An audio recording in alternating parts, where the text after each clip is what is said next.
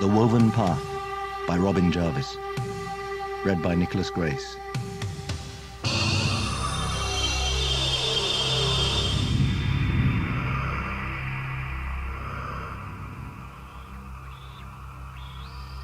March 1943, London. Death and horror flooded the night.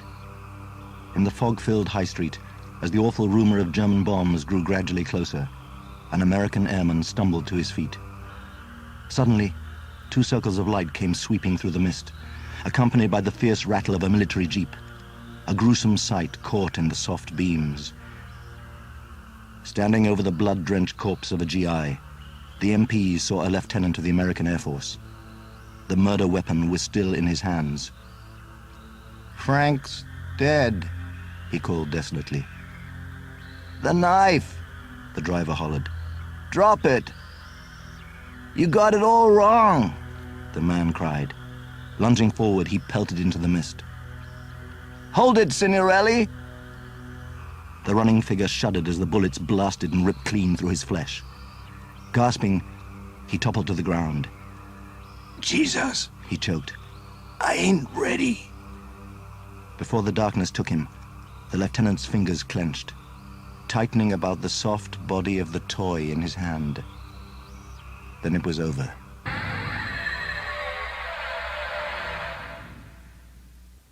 The 27th of December began beneath a stark covering of frost. On the Mile End Road, a small blue van laboriously wheezed and whined. Joshua Chapman scrunched up his eyes, gave a yawn, then wriggled and dug an elbow into his brother's side. The front seat of the van was not very wide, and the 4-year-old shuffled uncomfortably. They'd been in the van for some hours now. His elder brother Neil was a serious-looking boy of 11, with soft grey eyes and pleasant features. Brian Chapman lifted his spectacles and pinched the bridge of his nose, the familiar sign that he was getting anxious. With growing impatience, Neil watched his thin face cloud over as he peered down at the map, propped upon the dashboard. Mr. Chapman was a dishevelled sight. Lank, brown hair hung over the collar of his rumpled shirt. Neil recalled how his father's appearance used to make him laugh. Since the departure of his mother, however, his incompetent parent was merely a source of embarrassment. The van trundled on, down a narrow, cobbled way that wound between deserted warehouses and a derelict industrial estate. "Who'd want to stick a museum round here?" Neil murmured. The narrow way was barred by 3 stout bollards. He leaned forward to gaze up at the strange building before them. It was large and squat and grotesque. Pinnacles and turrets spiked up from the lichen-encrusted roof, and their points gleamed dully in the frost-bitten air like the upturned spears of some forgotten army. "I don't like it," Neil muttered. Beside him, Josh agreed. "Is it a castle?" he whispered. "Are there ghosts?" Their father opened the door of the van. "I'll just ring the bell," he said. "You stay here." Before his father closed the door, a wild, unreasoning panic erupted within Neil. "Dad," he begged, "let's go, please." Mr. Chapman looked at his son in surprise. "Look," he snapped, "I need a job where I can keep an eye on Josh during the day, and this is it." Slamming the door, Mr. Chapman stomped towards the alleyway, fuming at his son's unusual reaction. The figures of women flanked both sides of the doorway. Surmounting them, a third figure cast down her gaze from a mass of folds graven above the arch. In her outstretched hands, she held an unfurled banner, and written upon a field of tarnished gilt were the words, "Wyrd Museum." Concealed beneath a sculpted ash leaf was a small brass button, and Mr. Chapman gave this a couple of furtive dabs. Several minutes passed. He was just about to press the bell again, but even as he raised his hand to do so, he heard the rattle of a heavy bolt being drawn back. Brian Chapman found himself looking into the face of an elderly woman who studied him with a sour expression upon her pale, gaunt face. She was dressed in a faded black evening gown, trimmed with jet beads which matched those which snaked in and out of her hair. "You had better come in," Miss Webster said in a tone that commanded absolute obedience. "Neil," Mr. Chapman called. Give me a hand with these bags, will you?" With a holdall full of clothes slung over one shoulder, Neil trudged into the grubby alley and looked upon the grandiose entrance to the Wyrd Museum. "Looks like the doorway to a tomb," he muttered under his breath, and cautiously passed into the shadows beyond. The cramped and claustrophobic hallway was crammed with ornaments.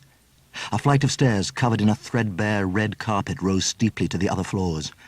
On the landing, one of the Georgian windows let in a pale ray of dirty brown light. "As you are to live here, child," Miss Webster said, addressing Neil, "know that you may wander where you will in this museum, if your courage allows." Her words hung ominously upon the air. "All you need to know is that the private apartments of myself and my sisters are located upon the 3rd floor, and that area is forbidden to you. Now, who is this?" Neil turned to see that Josh had walked in the door with a small bag of his clothes in both hands. Miss Webster eyed the fair-haired toddler and pressed her lips tightly together. Suddenly, Josh let out a cry of surprise and alarm. "Dad! Up there!" Peering down at them from the landing, with their chins propped upon the banisters and grinning like a pair of naughty children, were the faces of 2 elderly women. "Veronica!" Miss Webster called out. "Celandine! Go back upstairs at once!" "Oh, Ursula," they complained in unison. "Don't be beastly. Let us come down." Before their sister had a chance to refuse them, Miss Celandine and Miss Veronica came pattering down the stairway like 2 great flapping geese. Neil stared at them in bewilderment. These 2 old bags were even odder than the first. Miss Veronica's hair was coal-black and hung down her back like the ungroomed tail of a horse. The colour contrasted starkly with her pale complexion. Her sister, however, was tanned and crabbed like an overripe apple. She possessed a wide mouth, displaying her protruding and goofy teeth. Her hair was the colour of dirty straw. Both women were dressed eccentrically. Miss Veronica wore a loose-fitting garment of billowing silk, which had once been white, but was now grey. Velvet of an intense ruby red was the main theme of Miss Celandine's attire. "This is Mr. Chapman," Miss Ursula said. "He is to be our new caretaker." "Splendid," Miss Veronica prattled, peeping coyly between her fingers. "And will he truly take care of us, like the beautiful white stags used to, so long ago?" "Not us," Miss Ursula replied with a weary shake of the head. "He is employed to look after our museum." "Oh," Miss Veronica murmured. "I had forgotten about the museum. Is that where we are now?" "Just so," confirmed Miss Celandine before she turned her attention to Mr. Chapman. "We are overjoyed that you are here," she greeted him. "Celandine," Miss Ursula said, "why don't you take Veronica upstairs?" Miss Celandine nodded. "Do you think we might see the children again another day? We would relish their company so much before we have to—" "Get you both upstairs," warned Miss Ursula. Abashed, Miss Celandine and Miss Veronica ambled back to the stairs. With one withered hand poised upon the banister, Miss Celandine glanced at their sister. "Ursula," she uttered in a meek voice, "does this mean that you won't permit me to begin knitting?"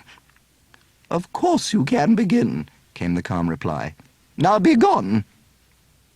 Alone with the Chapmans, Miss Ursula Webster allowed a smile to steal over her gaunt features. "Follow me," she instructed. Into one room after another, Miss Ursula marched, until Mr. Chapman lost all sense of direction and began to feel that he would never find his way out again. Finally, they came upon a dimly lit passageway and were shown to a door. "This suite of rooms is to be yours," the old lady told them, turning a key in the lock and ushering the Chapmans inside. She smiled icily. "I shall leave you to settle in." On New Year's Day, Neil decided to explore the museum. His thoughts drifted to their mother. He wished she'd been able to put up with his father for a little while longer. The museum was much larger than he had ever imagined, and unless he looked out of the windows, he had no idea whereabouts in the building he was. By now it was late in the afternoon, and just as he decided to return to the apartment, he came across a room entitled The Separate Collection. The exhibits in here were totally bizarre. Within the nearest cabinet, and suspended on plaited threads, was a row of shrunken human heads. The next cabinet contained a golden locket claiming to hold the heel bone of Achilles. Then Neil noticed a tall cabinet set slightly apart from the others, draped with a black cloth. Carefully, he parted the material and peered inside. Upon a bed of straw was a small wooden casket. Sprawled across the top was the image of a hideous creature with a large head in which two narrow eyes glittered, inset with tiny red stones. Sharp slivers of bone created needle-like teeth in the grinning mouth, and rising from the low forehead was a pair of silver-pointed horns. Neil grimaced as he searched for the caption. Final resting place of Belial, Archduke of Demons. From outside the building there came suddenly a fervent clanking, and Neil raced over to the window. Below him he was surprised to discover that a procession of people were trailing inside, all bearing flowers. One member of the crowd strode up to a drinking fountain, where he reverently laid flowers across the chipped china bowl. "See, O mighty Urdor," he yelled. "There are still those who remember." "Maybe everyone around here is cracked," Neil whispered to himself. "Yes, they are delightful," cried a voice directly behind him. With a yelp, the boy jumped and whirled round. "Oh, my dear, did I startle you?" There stood Miss Celandine Webster. Running her fingers over a case containing jars of pickled snakes, she dreamily laid her head upon the glass. "I adore this place," she confessed. The old lady put a hand to her wrinkled temple. "I was supposed to be the mother. Red for the mother, white for the maiden, and black for the crone. And yet we all remained maidens. The child I was supposed to bear, she who would cast off our threads, was never born. But if Ursula had never used the loom, then the root would have been destroyed, and the end of life would have come all those years ago. What if the child refuses to come to us? What if Ursula is mistaken, and she isn't the one?" Neil began to edge towards the door, but Miss Celandine ran past him and squashed her nose flat against the window. "Did you see it?" she demanded excitedly. The boy halted by the door. "The people with the flowers?" "Yes," she cried, whipping round. "They were all well-wishers. But this isn't why you are here. Another little task lies in wait for you. A long time has Ursula spent planning." "Celandine?" Neil turned his head and saw that Miss Ursula was striding sternly towards them. "She can't find me," Miss Celandine wailed, brushing past. As the old lady's woeful voice trailed off into the distance, her sister approached Neil with an expression of severe reproof. "What did she say to you?" "She didn't say anything," Neil protested. The reproach faded on Miss Ursula's face. "So, child, I see you have found the separate collection. In the old days, children were not allowed to enter. You had best be gone," she advised.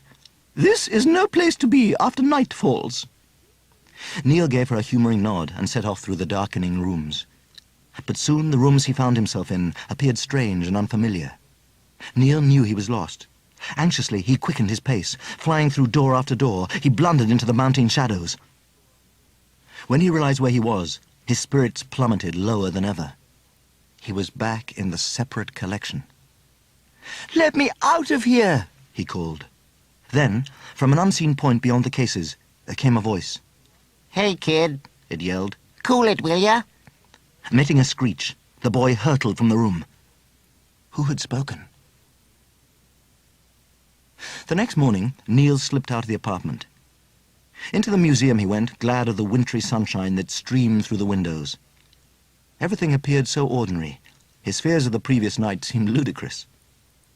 Like the Webster sisters, the separate collection had the air of faded elegance.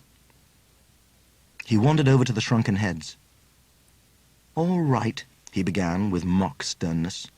"Who likes frightening people half to death?" "Hey, pipe down, will ya?"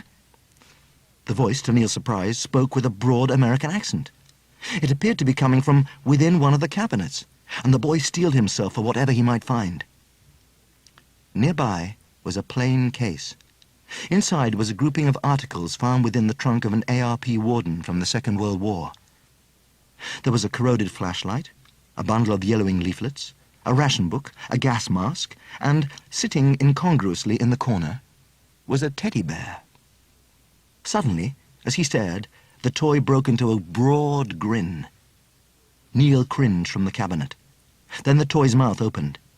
What the heck you scared for? He cried. You're 10 times bigger than me. Dumbfounded, Neil could only answer with a choking splutter. You look a real schmuck, kid, the teddy scoffed. Throwing his head back, he glared upwards. This ain't gonna work, he raged. The kid's a geek. Neil didn't know who the bear was shouting at. He seemed to be ranting at the ceiling. Then he flinched as though a voice the boy could not hear had thundered back at him. All right, he apologized. If it's gotta be, it's gotta be. Neil stared at the living toy with a mixture of horror and fascination. What are you? Hang it all. You blind or what? Neil didn't care for the toy's mocking tone. Teddy bears don't speak, he said. A loud groan came from the cabinet. You better wise up, kid, the creature warned. There ain't no room for no morons in this outfit. But how can you do all this? I don't understand. Hell, kid, the bear snarled. You ain't supposed to know why. Just accept it. Neil chewed his bottom lip. Have you got a name? You just call me Ted, okay? Now, you finished asking the damn questions? Not really, the boy replied. You still haven't explained anything. The bear flew at the glass in a rage of frustration. How'd you like to be cooped up in here year after year? I'm going stir-crazy. The anguish in the bear's voice was unmistakable and genuine. I'm asking you, let me out of here, please. Neil ran his hands over the cabinet, searching for a catch. I can't find... What the hell you doing? Ted shrieked. Just break the goddamn glass. Neil backed away. Oh, I can't go smashing things. I gotta get back, Ted screamed. You're my only hope. The sound of footsteps suddenly interrupted them, and a man's voice called the boy's name. Neil? I've been looking for you for ages. I've got work to do, you know. If you want to wander around, take your brother with you. Look, Dad, Josh squealed with glee. Baby heads on strings. Sorry, Dad, Neil began. I just wanted to... Well, it won't happen again. Dad, could you take Josh back to the flat? I'll be along in a second, I promise. All right, Mr. Chapman agreed. I'll see you downstairs in 5 minutes. He left, dragging the unwilling 4-year-old with him. Neil turned back to Ted. Your pa sure knows how to dress, the bear chuckled. You leave my dad alone, Neil warned. Cute kid, though, Ted continued. Let's hope he don't end up like your pa. Or you, even. Why am I listening to you? Neil cried, stepping back from the cabinet. Ted leapt to his feet. What you doing? Sternly, Neil glanced at the glass case. If you're as smart as you think you are, then you don't need me. With the bear's curses ringing in his ears, he stormed from the separate collection. Oh, kid! Ted whimpered, sliding miserably amongst the newspapers. You shouldn't have done that. 2 days passed, in which Neil tried to forget all about the strange creature in the separate collection.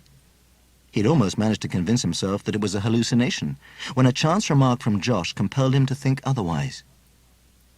The 4-year-old was sitting behind the settee, with the fluffy polar bear he usually took to bed propped up on its hind legs before him.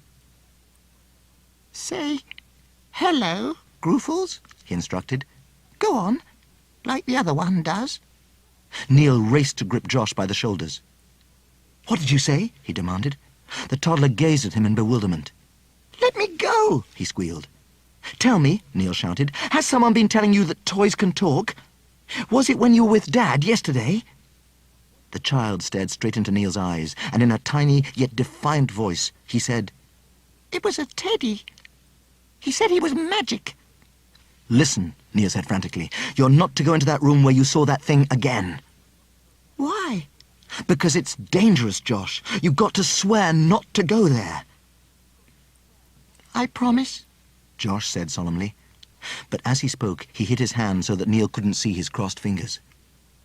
When Mr. Chapman returned, Neil hurried up to the separate collection and stormed over to the cabinet that contained Ted. "How dare you speak to my little brother?" Neil fumed. "I don't know what you're up to, but no way would I ever help you now." The bear stared fixedly ahead like any other stuffed toy. Neil slapped the cabinet's sides. "Fine," he bawled. "If you want to play dumb, go ahead." "What is the meaning of this?" rapped a grim voice suddenly. Neil whirled around, and there was Miss Ursula Webster advancing towards him. "I wasn't going to break anything," Neil told her. Without warning, her bony hand flashed out and caught him by the hair. "I saw enough to satisfy me that you were about to smash your way into this case and destroy one of the exhibits." Neil struggled to be free of the old woman's claw-like grip. "Get you home," she spat. Neil stole one final warning glance at Ted and ran from the room. When Mr. Chapman finished work that afternoon, Miss Ursula told him that she had caught his son in an act of wanton vandalism. Neil was sent to bed early, and he lay there cursing Miss Webster and the whole wretched museum. The room was dark when Neil awoke. His scalp was throbbing. It was uncannily silent, and with a jolt, Neil understood why. The soft sound of his brother's gentle breathing was completely absent. Neil sat up in bed and reached down for his slippers. His brother never got up in the middle of the night, not even to go to the toilet. "He's gone into the museum," he breathed. Wasting no more time, he opened the door of the apartment and, leaving it on the latch, closed it silently behind him. Through the ground floor rooms he went, the torchlight picking eerie glints from the displays around him. Whatever Ted wanted from his brother, Neil was sure it was dangerous. The creature hadn't been sealed in the cabinet for nothing. At that moment, the moon emerged from the shrouding clouds, and the staircase was bathed in a pallid splendor. "Miss Celandine," Neil gasped. In her withered hands, Miss Celandine flourished a square of knitted wool and a pair of knitting needles. Neil stared at the scrap of wool. It was made from different shades of green and shot through with fine strands of bright silver tinsel, which sparkled in the moonlight. Miss Celandine pressed it lovingly to her cheek. "It's been so long," she crooned. "Oh, she simply must like it." "Do you mean your sister?" "Oh, this isn't for Ursula. I'm talking about the daughter that should have been mine.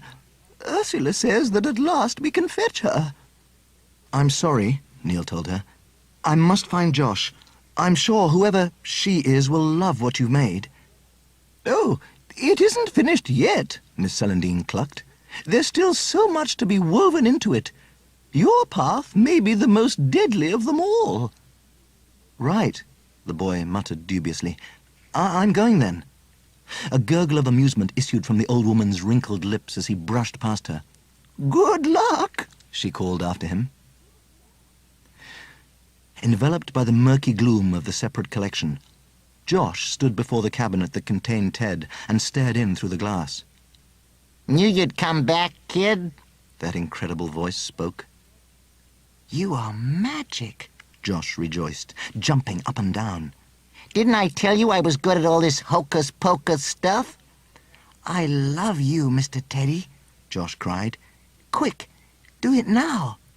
The bear threw back his head and yelled, "You hear me? I've done it! The kid's here!" Josh's hair was ruffled by a faint breeze. High above the tops of the tallest cases, the darkness was shimmering. As Josh watched, the disturbance grew, forming a spinning whirlpool. Suddenly, the rim of the cyclone burst into flames, and a wheel of purple fire spluttered into life. A flash of violet lightning streaked from the depths of the swirling Vortex's heart, and snaked about the ceiling, blistering huge gashes in the plaster. Pillars of green smoke spilled from these charred wounds. Then the panels shuddered, and out of the cinders grew large buds that sprouted and branched into the room, smashing through the cabinets nearby, until the separate collection resembled a wild forest. "There you go, kid!" Ted bawled as vivid lightning flared about them. "The gateway's waiting!" Josh gazed at the whirling vortex. At that moment, a figure burst into the tempest-battered room. Neil stared at the awful scene, aghast. "Josh!" he yelled. "Get away from there!" The little boy glanced round at him, but Ted's voice rang in his ear.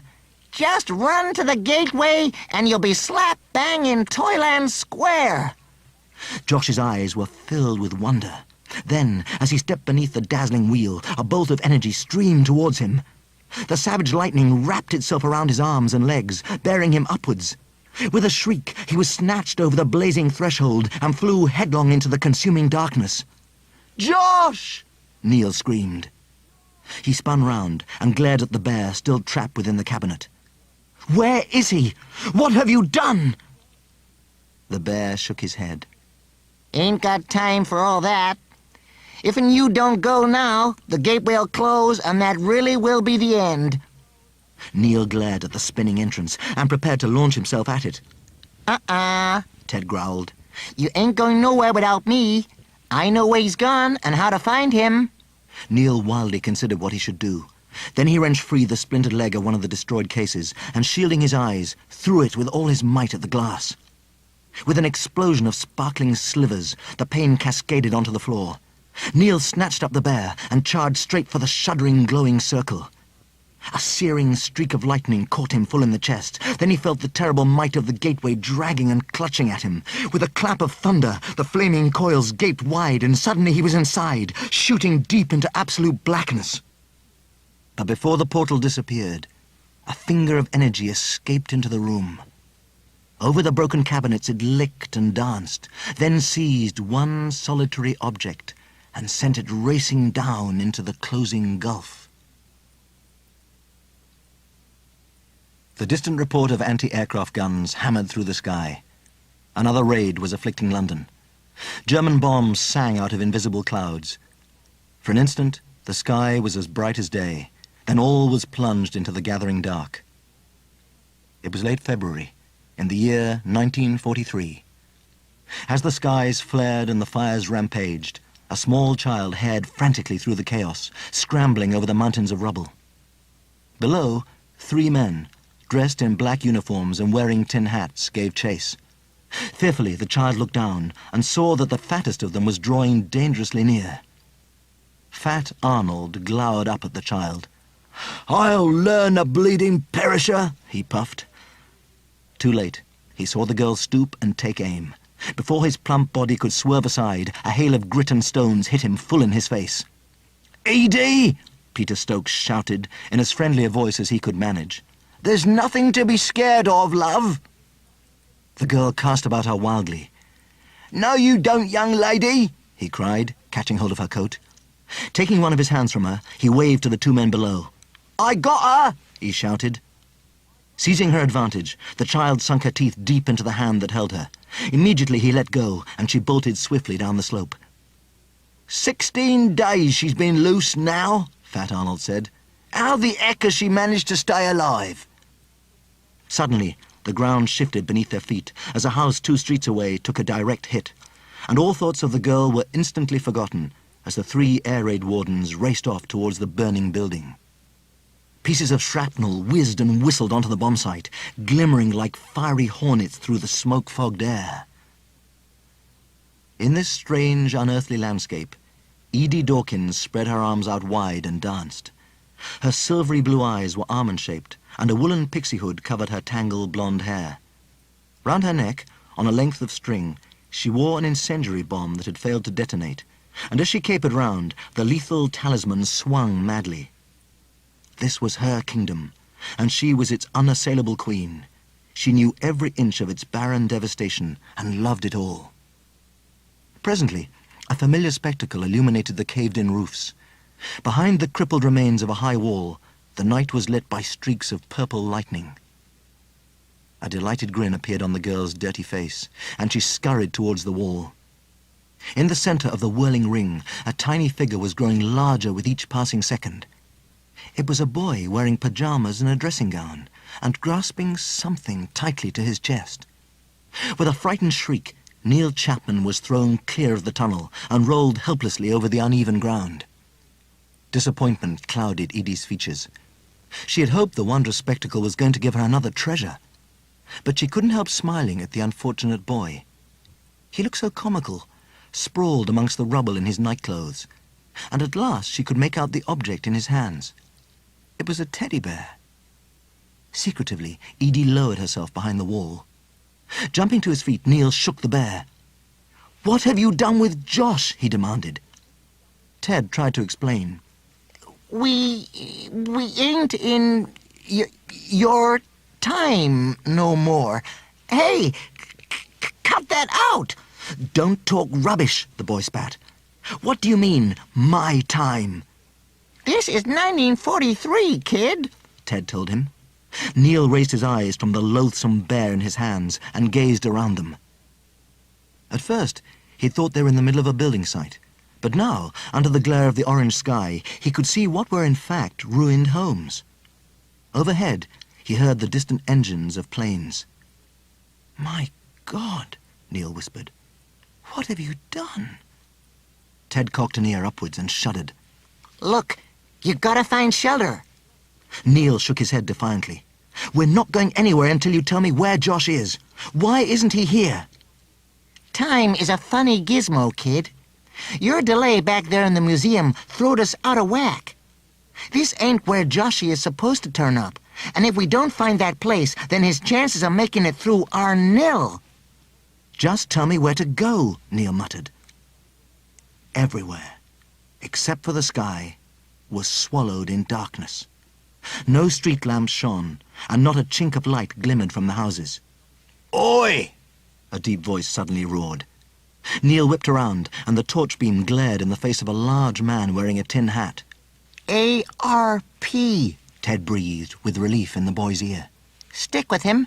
He'll see you right. Arnold Porter stormed over to them, his fat face quivering with rage. "Put that light out," he trumpeted. He shone his own smaller torch into the boy's face and scowled. "Now who the hell might you be?" Before Neil could answer, there came a loud rushing noise and a flash of brilliant light. He felt the force of the explosion before he heard it. The world was torn apart and the ground leapt under him. Choking, he struggled to breathe, but the weight of the warden was pressing down on him. Neil used all his strength to move him. After several attempts, he staggered to his feet, gladly gulping down the fume-filled air. Ted scooted round to check the warden's pulse. The guy's dead, he muttered. Must have absorbed most of the shock. Appalled and distraught, Neil reeled away from the warden's body, covering his mouth to keep down the rising bile. Ted looked grimly up at him. We gotta find somewhere safe till the raid's over. Without saying a word, Neil picked him up and fled into the darkness. Edie Dawkins carefully picked her way over the ruins. Where had that boy come from? What did he want here? He'd better not try and recover the first gift she had seen spinning from the fiery circle. Hastening through the desolate acres of the bomb site, the scraggy girl drew near to the skeletal remains of 3 buildings which jutted starkly from the ravaged landscape. Pattering up to the door of her fortress, she entered the dark kitchen beyond. A perpetual drip from one of the taps disturbed the silence. Edie paused. From the shadows, the misty figure of an old man dressed in a glimmering grey shirt shuffled to the sink and halted by the leaking tap, moving his gnarled hands into the line of drips. But the water poured straight through him. "Evening, Miss Edie," came the hollow rasping of his dead voice. He struggled to remember what had befallen him, but pitted against the fierce will of the small girl, his mind was powerless. With a triumphant grin, the girl bustled past him into the hallway. In through the parlour door she trailed and sat down upon a pile of cushions. She leaned forward to a low table and gazed enchanted at the marvel that had arrived 3 nights ago, tumbling from a ring of fire. It was a small box of black wood, carved with mysterious symbols and surmounted by the image of a hideous demon with glittering red eyes. Then her enchantment increased 1,000-fold. As if it were filled with angry wasps, the casket of Belial twitched and jerked upon the table. Then it was still once more. Taking a final look at her latest treasure, Edie hurried into the hall and saw that the kitchen was now crowded with shadowy figures. Edie has returned, the voices chanted. The girl chuckled as she gazed at each troubled face. By the power that was steadily growing within her, she was holding and keeping them in the living world. These forlorn, earthbound souls were now her family, and she was both their captor and fierce guardian. Then an exultant cry sprang from her lips as she recognized a morose, bulky figure that was staring around uncertainly. The shade of Arnold Porter looked blankly at his surroundings before uttering a pitiful sob. "What the bleeding hell happened?" he murmured. Edie only laughed in reply and danced before the distressed spectre of the dead air raid warden. Into a sky that was filled with winding threads of smoke, a bleary dawn was edging. In the box room of number 23, Barker's Row, Neil Chapman waited for the door to close behind him, then turned on the bear in his hands.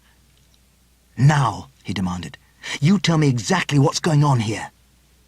After fleeing from the corpse of Arnold Porter, Ted and Neil had been found by two of the dead warden's colleagues and taken to an ARP hut until the raid was over. "Why did you tell me to act dumb at that hut?" Neil snapped. "Now this Mr. Stokes thinks I've been bombed out and hit my head in the process. What are we doing here? We ought to be out there looking for Josh." But the bear wasn't listening to him. Ted's glass eyes were roving about the small bedroom. He stared at the boy keenly. "We're too early, kid. We popped out of that gateway ahead of schedule. Seeing that Stokes guy was the first clue. Then I saw the date on the paper the warden was reading. Yesterday was the 26th of February. I don't understand," Neil said. All I can say is that, for the moment, your brother is fine and safe. That hocus-pocus we went through was a shortcut to the past. The longer you wait before jumping in, the further back it goes. Neil chewed the inside of his cheek thoughtfully. "So all we have to do is wait until Josh turns up. When is that going to be?" He's due on the 3rd of March, the bear answered. "But that's 5 days away," Neil protested. Ted shrugged. Believe me, kid, I ain't looking forward to it one iota, but it looks like this is where we're supposed to be. All you gotta remember is that you better stick with me. "But what is it you want me to do?" Neil insisted. Just do your best, Ted murmured. You can't do more than that. He jabbed a paw at the pillows. Didn't that Stokes guy tell you to get some shut-eye before? That ain't such a bad idea, kid. Ted waited until he was certain the boy was asleep. Then he slipped out of the room.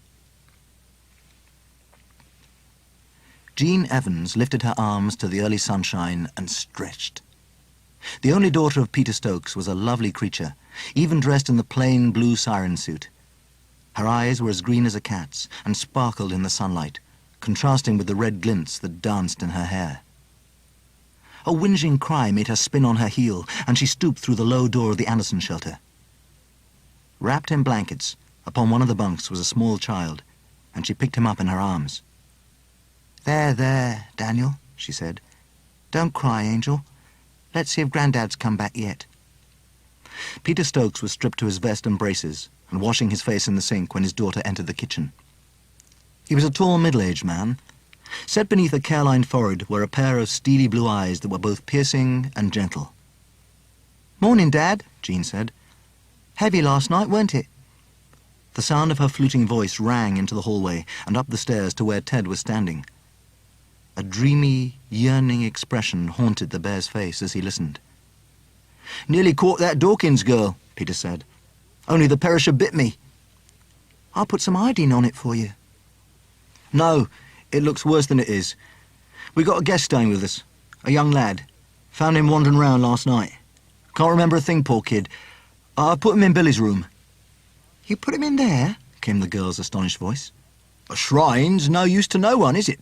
Besides, the poor lad was all in and suffering from shock." Peering through the banisters, Ted stretched his neck out a little further until he could glimpse the figure of the young woman in the kitchen, and his glass eyes seemed to blaze with a light all their own. 50 years I've been wishing for this, he breathed in despair. 50 years of waiting and hoping I'd see that face one more time.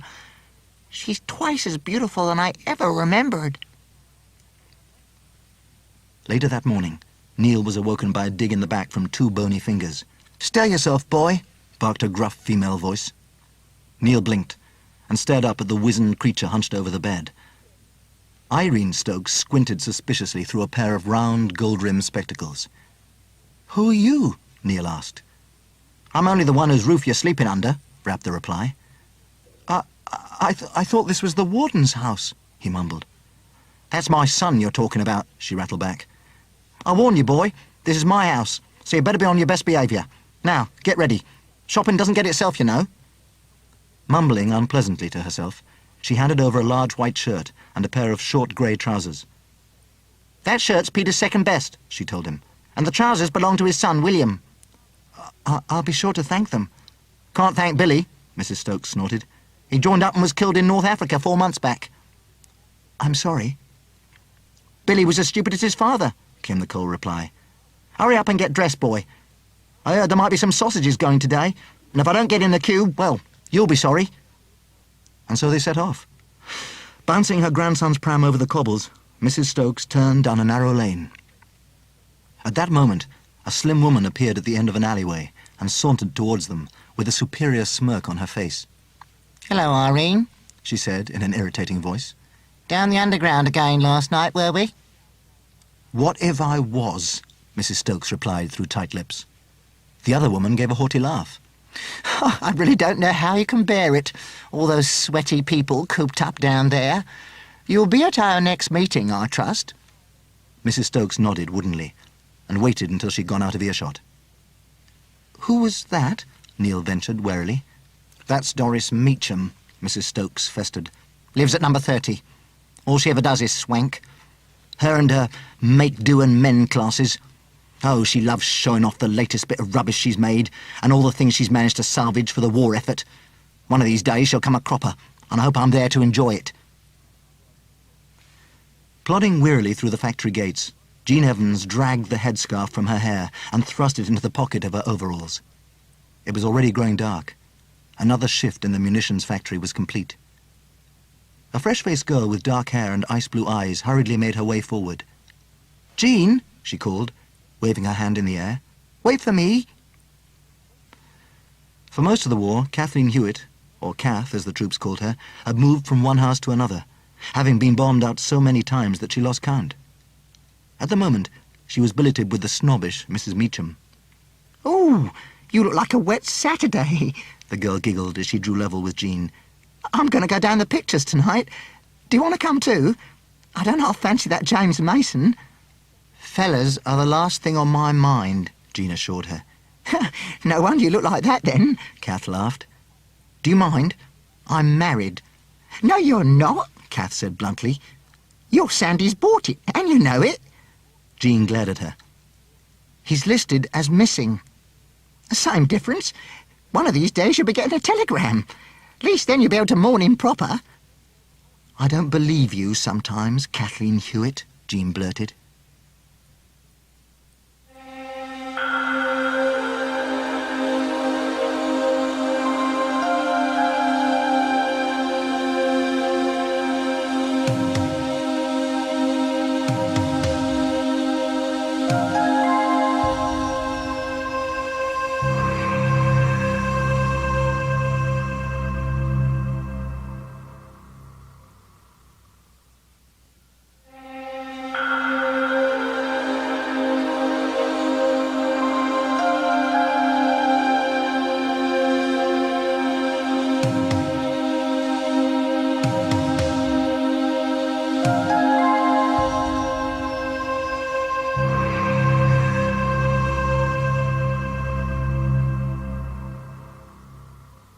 Up the dark flight of steps of the Bethnal Green Underground Station, Neil hurried, until he burst into the night and took great lungfuls of the sweet, fresh air.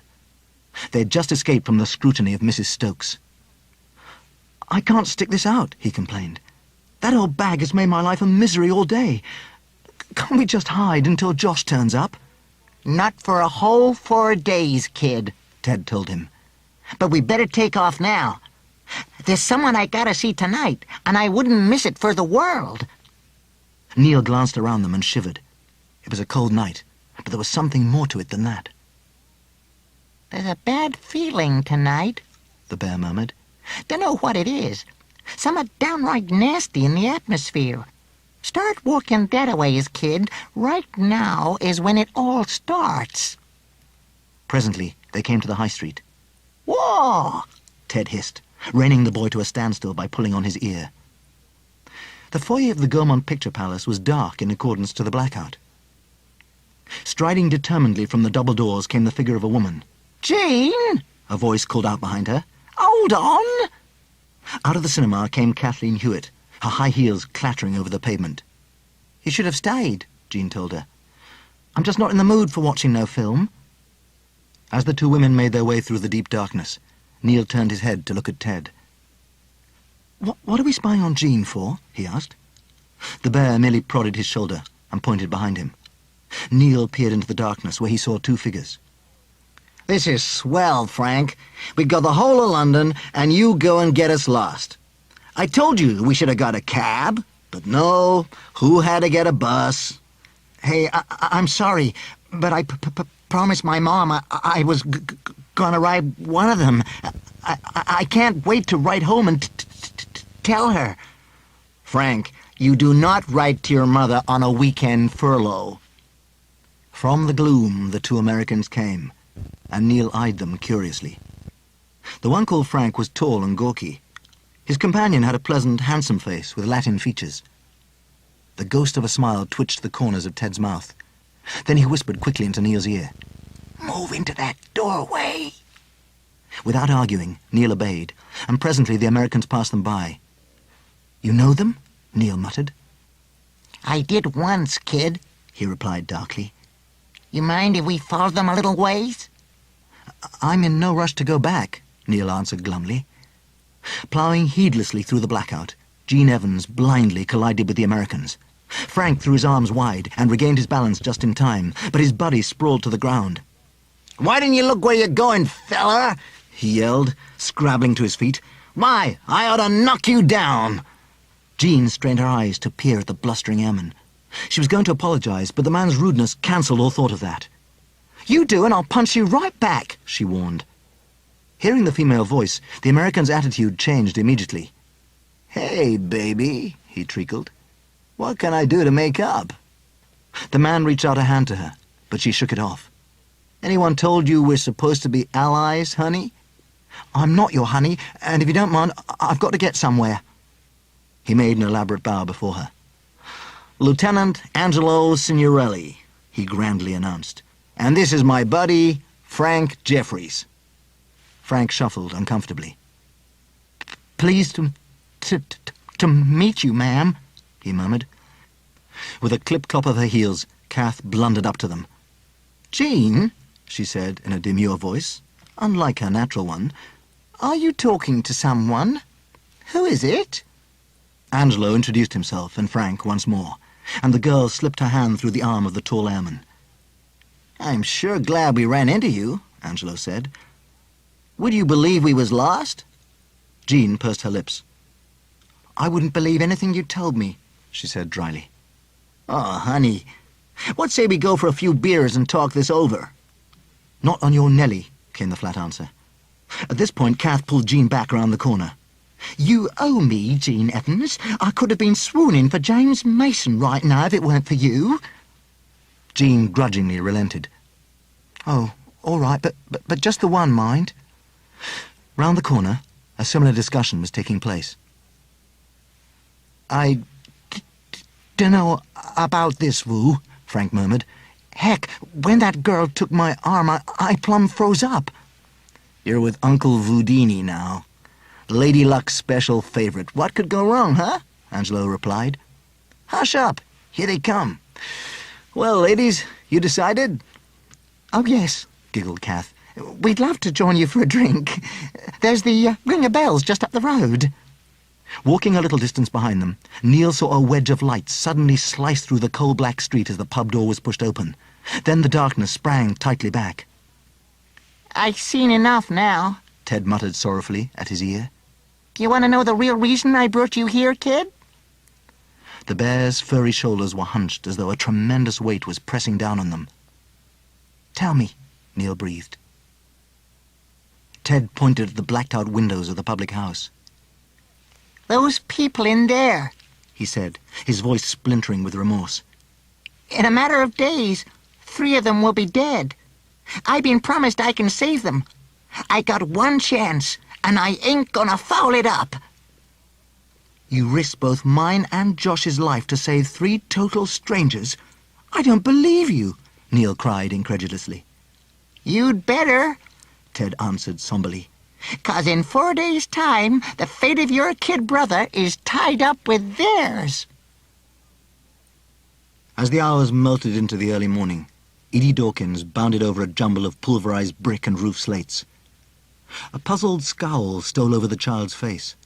The rafters that had pointed starkly upwards from the demolished roof were no longer there.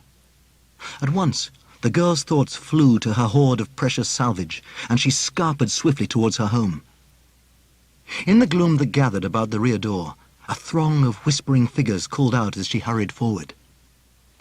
Through the hallway Edie plunged, but when she tried to open the parlour door, it refused to budge.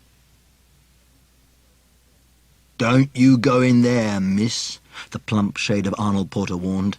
"You should have clapped eyes on the nasty what's-it that came tearing out of there." Squealing violently, Edie flung all her fury against the door, and with a lurch the barrier gave way. A cloud of dirt billowed into the girl's eyes, and she spat the grit from her mouth. Clawing away the debris, her fingers cut and bleeding, she frantically sorted through the choking dust. Then she found it. But the casket of Belial was empty. The girl was suddenly aware of the change that had occurred. The very atmosphere was charged with fear, and for the first time in many days she felt uneasy as the darkness seemed to press all around. Something horrible was loose. Something ancient and evil had escaped into the night. Neil spent the rest of the next day outside. After wandering around for a little while, he found that his footsteps were leading him to the park. "You're that mystery lad, aren't you?" called a voice directly behind him. Neil turned, and sitting upon a bicycle was a round-faced teenager. "Who are you?" he asked. "Michael, but I get called Mickey. My dad's Joe Harmon, the baker. He does ARP with Mr. Stokes. I know what your name is. Me dad told me. You going anywhere special?" "Not really. Why?" "Well, I'm just a bit bored, that's all." "Fancy a walk?" asked Neil. "Course," the other replied with gusto. "You seen that Dawkins girl yet?" he asked. "Blimey, but she's a funny un. Used to be such a quiet little thing, always hanging onto her big sister's sleeve. But that was before our house was bombed. 4 days Edie was trapped down there. The rescue workers had given up hope of finding anyone breathing. It took them so long to dig their way through the rubble. But when they did, she was lying squashed under her mother's body. Well, as soon as they lift the girl's mum off her, she leaps up and legs it into the bomb site." At that moment, Neil suddenly realised where they had wandered to. There was the narrow alleyway and the great squat pinnacle-spiked Wyrd Museum. Spluttering in disbelief, he rushed into the alley, crying, "Why didn't I think of it before? Of course it'd be here!" The ornately sculpted figures that stood either side of the door were enclosed within a wooden framework to protect them from shrapnel, and the entrance had been boarded over. Excitedly, Neil charged up the steps and pulled on the wood. "Do you know anything about the 3 sisters?" he asked. "They'd be in their 30s or 40s now." "3 sisters? You remember something then?" I think I lived here once." Mickey's eyes rolled in their sockets, and he giggled helplessly. "Then you really are a head case," he hooted. "That place used to be an infirmary for the loonies." "It's a museum," Neil retaliated. "I know it is." "Lunatic asylum," came the blunt correction. "At least it was before they closed it down." Neil gazed back at the boarded entrance and kicked it bitterly. "This isn't funny," he roared at the building. "Calm down," Mickey cried. "It's only an empty old place." Together they walked back down Well Lane, and the dark, tape-crossed windows of the Wyrd Museum watched them disappear into the distance. By 6:30, 14 women had gathered in the church hall, laden with bags of clothes. Mrs. Stokes detested these weekly meetings, and had only joined in the hope that she could sabotage Doris Meacham. "Remember, ladies," Mrs. Meacham said, "every shirt you patch, every tear you stitch, helps us to win this terrible conflict." She bustled over to her favourite poster. Depicted upon it was a cartoon of an outlandish cockroach-like creature. From a dumpy body that was covered in swastikas waved a devilish forked tail, and upon the imp's ridiculous head were two pathetic horns. A caricature of Adolf Hitler, complete with the recognizable sweep of black fringe, formed the insect's face, and Mrs. Meacham gave the drawing a resounding slap. "The wasteful squanderbug! He's the one who tells you to waste your coupons on a new dress. What are we to do with this fiendish monster, ladies? Crush him? Recycle, and we shall be victorious." Mrs. Meacham opened the bag she had brought along. Deftly she trawled out a mass of lemon candlewick and brandished it gloriously in front of their eyes. "A winter coat," she announced, slipping her arms into the sleeves. "See how an old coverlet can be magically transformed. Let your needles be your weapons, ladies." Unable to stand any more, Mrs. Stokes rose from the table. "Leaving us so soon, Irene?" Mrs. Meacham cried. "But I haven't had a chance to look at your little effort." Hurriedly, Mrs. Stokes evacuated the church hall before blows were exchanged. When she reached the shelter, the platforms were buzzing with rumour. A dark shape had been glimpsed scuttling through the bomb site and heard snuffling in the ruins. When the meeting was over for another week, with a swirl of her lemon coattails, Doris Meacham trotted primly from the church hall. As she carefully picked her way in the gloom, her coat seemed, for a brief instant, to sparkle with flashes of silver tinsel woven into a field of swirling green. Crouching within the invisible dark, something was watching. In mounting anticipation, it waited as the woman crossed the road. Then the evil shape stole after. Unaware of the terror that stalked her, Doris Meacham continued on her way. Suddenly, a faint hiss floated through the night, and she whisked round. "Who's that?" she demanded nervously. Then she saw two fiery slivers of brilliant red shining malevolently in the darkness before her, and the blood froze in the woman's veins. Screeching in panic, she fled. Without warning, a blank wall reared from the darkness, and she struck her hands upon the coarse brick. With her heart in her mouth, she whirled around to escape into the main street. But it was too late. A vile laugh mocked her as the shape advanced, and the pale beam of her torch fell upon it. 6 gangly limbs sprouted from the leathery flesh of its repugnant, segmented body, each ending in 2 barbed claws that scratched and scrabbled over the ground as it dragged itself closer. A wide gash sliced open to create a grisly mouth, behind whose bloodless lips were row upon row of razor-sharp teeth. A clammy forehead quivered into place as more clumps of hair flicked out, forming a sweeping fringe. The grotesque travesty of a real, animated squanderbug burned into Doris Meacham's soul as the loathsome, furious face mocked her. Beneath the wiry moustache, its white lips curled back over pale gums, and a blood-curdling growl rose from its black throat. Then it sprang, hurling her to the ground. Where its talons had been, there was now a huge sewing needle that winked and flashed in the torch beam. For a moment it continued to glitter, then its rapier point came knifing down. In the narrow alleyway, Mrs. Meacham's terrified screams abruptly ceased. Belial had claimed his first victim. Jean Evans shuffled along the seat as Angelo came to join her. Sitting at the edge of the dance floor, they watched as other couples gracefully sailed by. It was baking in the packed hall, and misty with cigarette smoke. "Don't you ever take that flying jacket off?" she asked him. Angelo shook his head. "It's one of my lucky pieces." "Superstitious, are you?" Shifting in the seat, he turned away from her so that she could see the design painted on the back. "That there is Lady Luck. Read what it says underneath." "The Kismet," she said aloud. "That's the name of our bomber," Angelo told her. As in fate. You know, hocus pocus. You want to see some magic? He asked, taking a cigarette from his pocket. Here, put your kisser on there.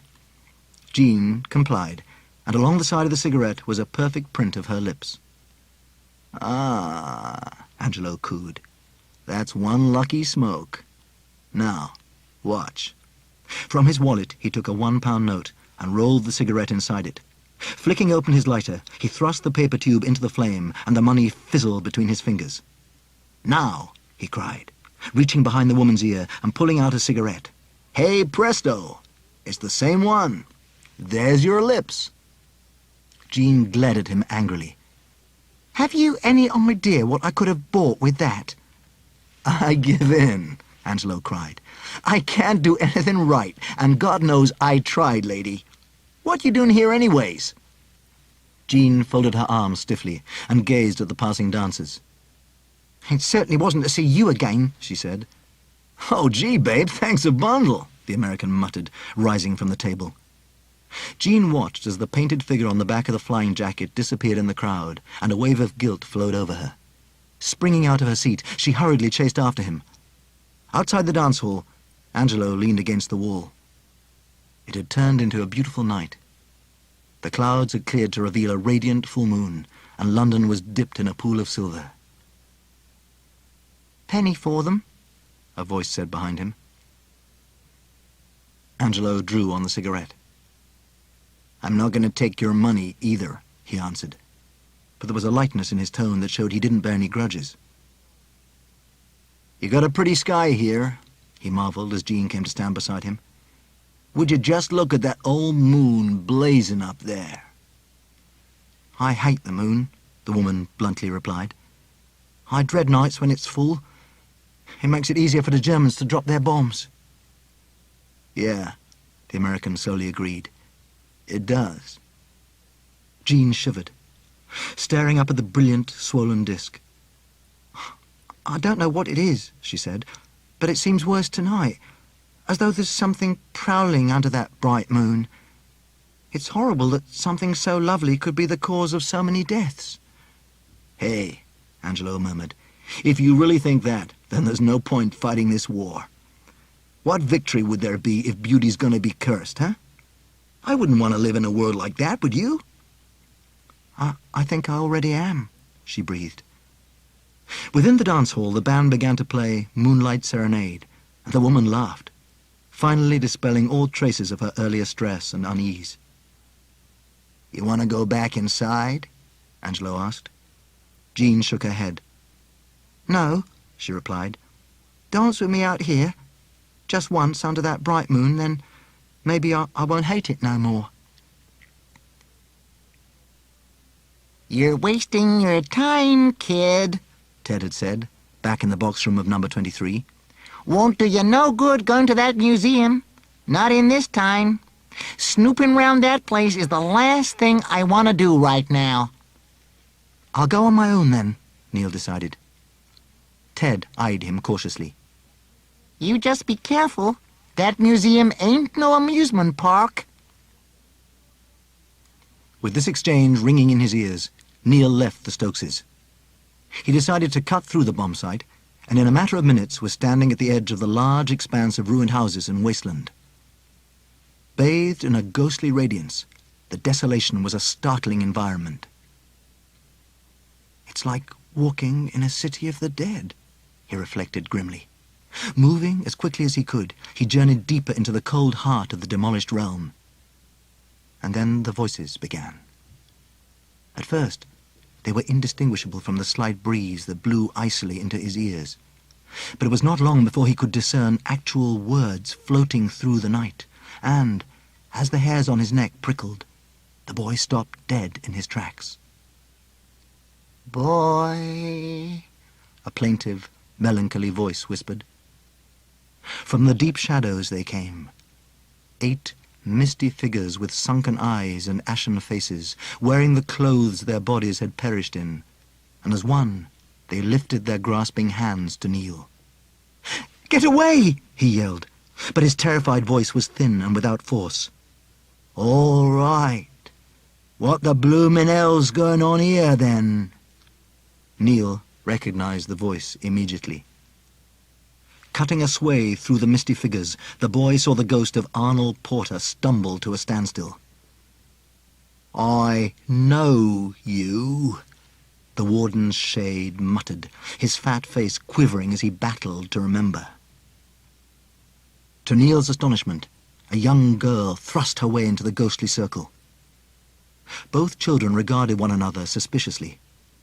The girl knew the boy at once as the one who had emerged from the fiery window, and though he had never clapped eyes on her before, he guessed her identity.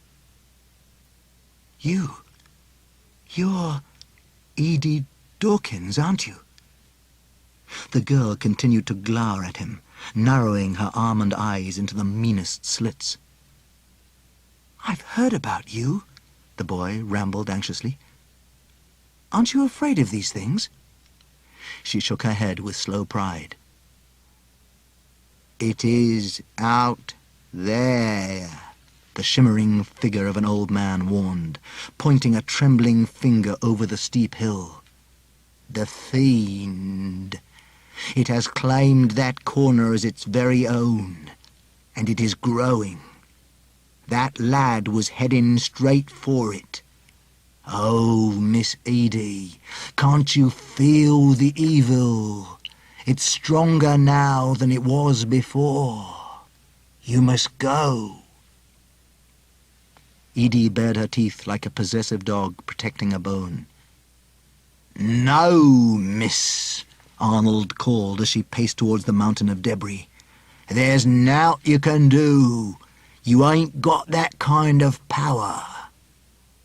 Upon the bitter night air, from the other side of the steep ruins, the faintest ripple of a hideous laugh was wafted across to them, and the sound cut through Neil like a jagged knife. A flash of understanding jolted into Edie's meandering thoughts. Frantically, she tugged at Neil's arm, away from the hungry darkness that lurked in the bomb site. "Hurry!" Arnold's woeful voice called out to them. "Get out before it's too late!" Swiftly, Edie ran, like a hare darting over a field.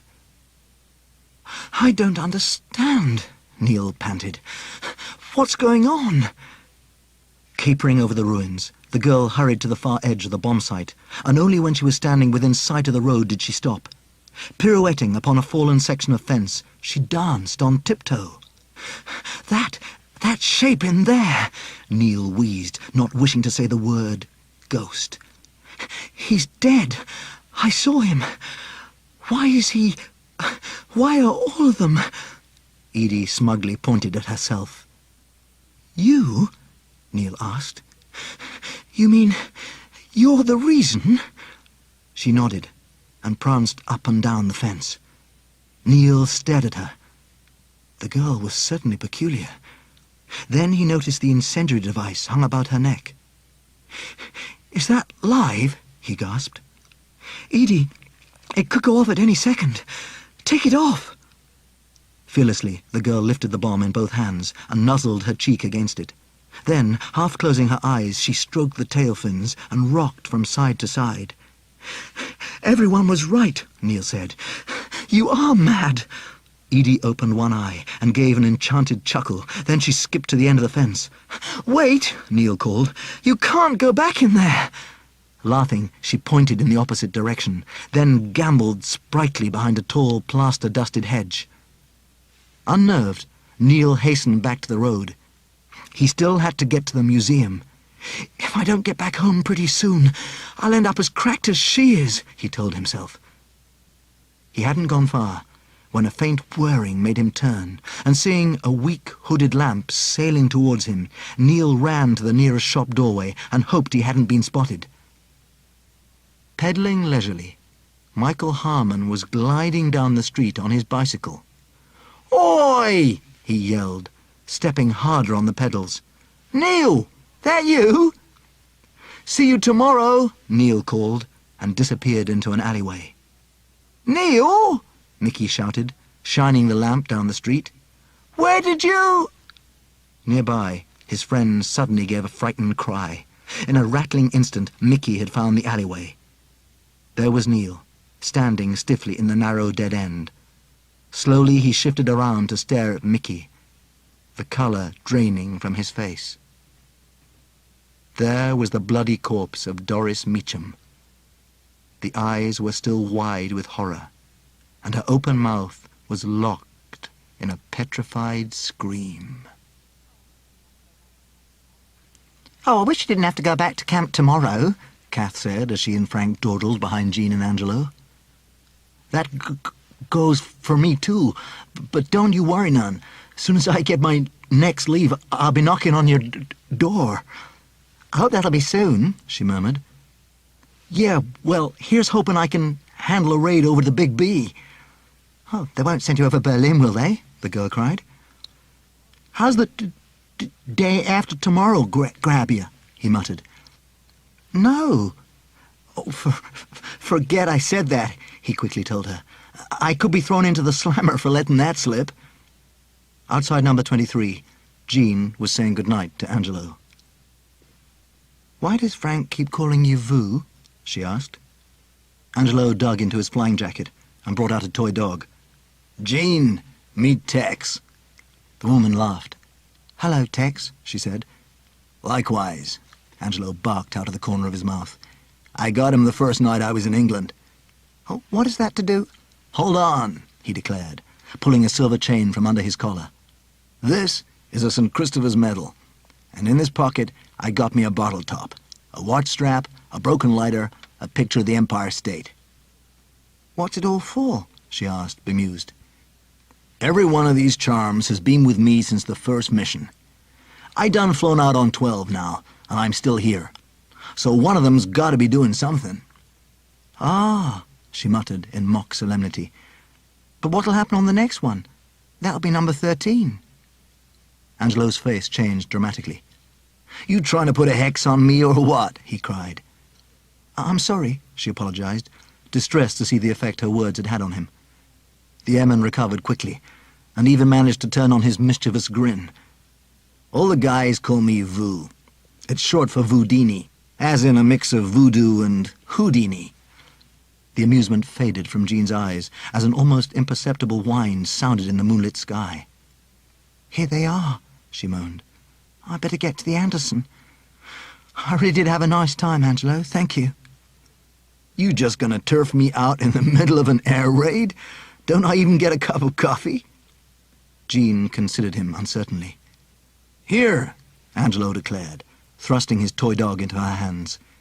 To demonstrate that I have only honorable intentions, you can keep Tex hostage the entire time.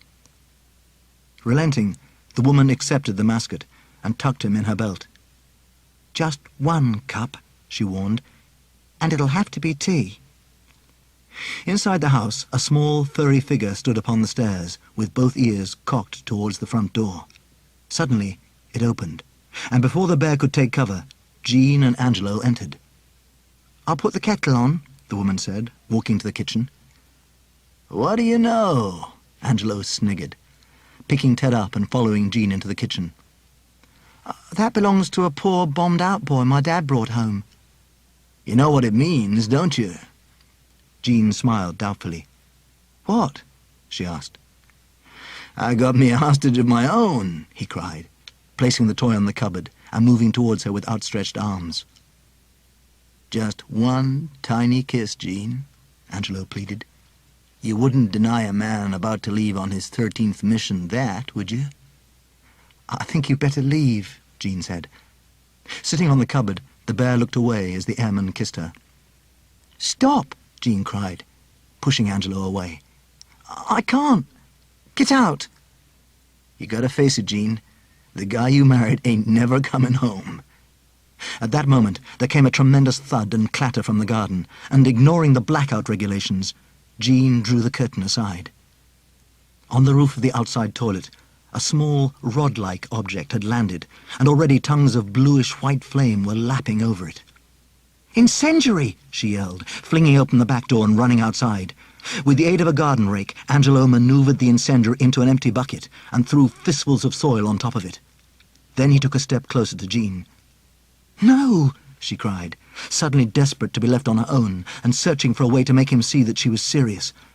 Taking Tex from her belt, she held the dog dangerously close to the fizzing and crackling bucket. "That little fella's my lucky piece," Angelo said, confident that she was bluffing. "You ain't gonna do nothing to old Tex."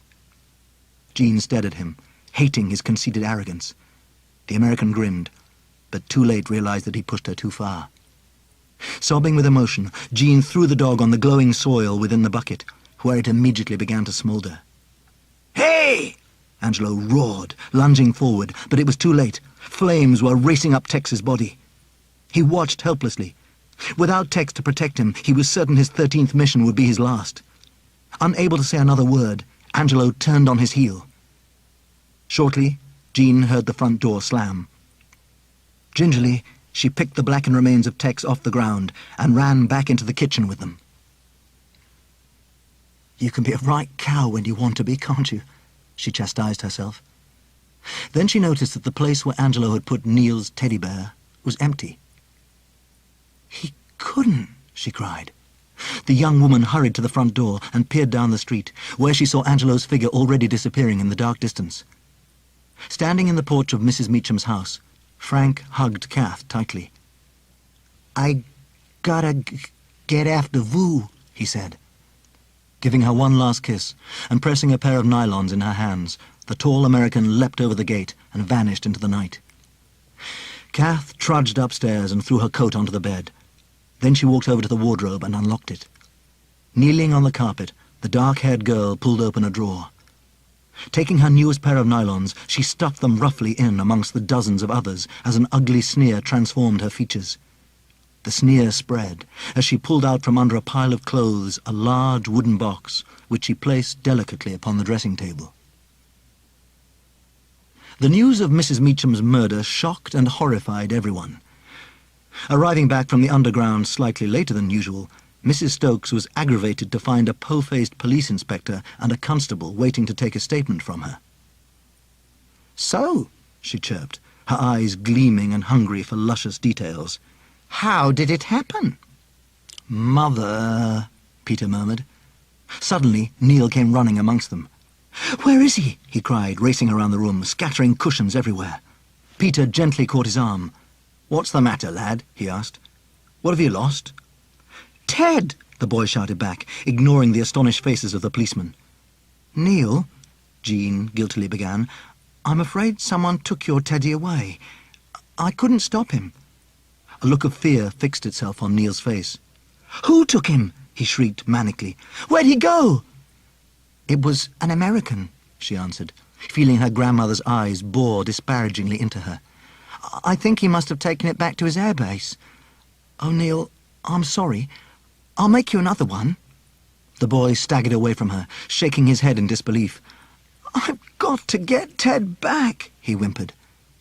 Pushing past Jean, he ran from the room crying, "I don't want to be trapped here forever." The inspector raised his spiky eyebrows.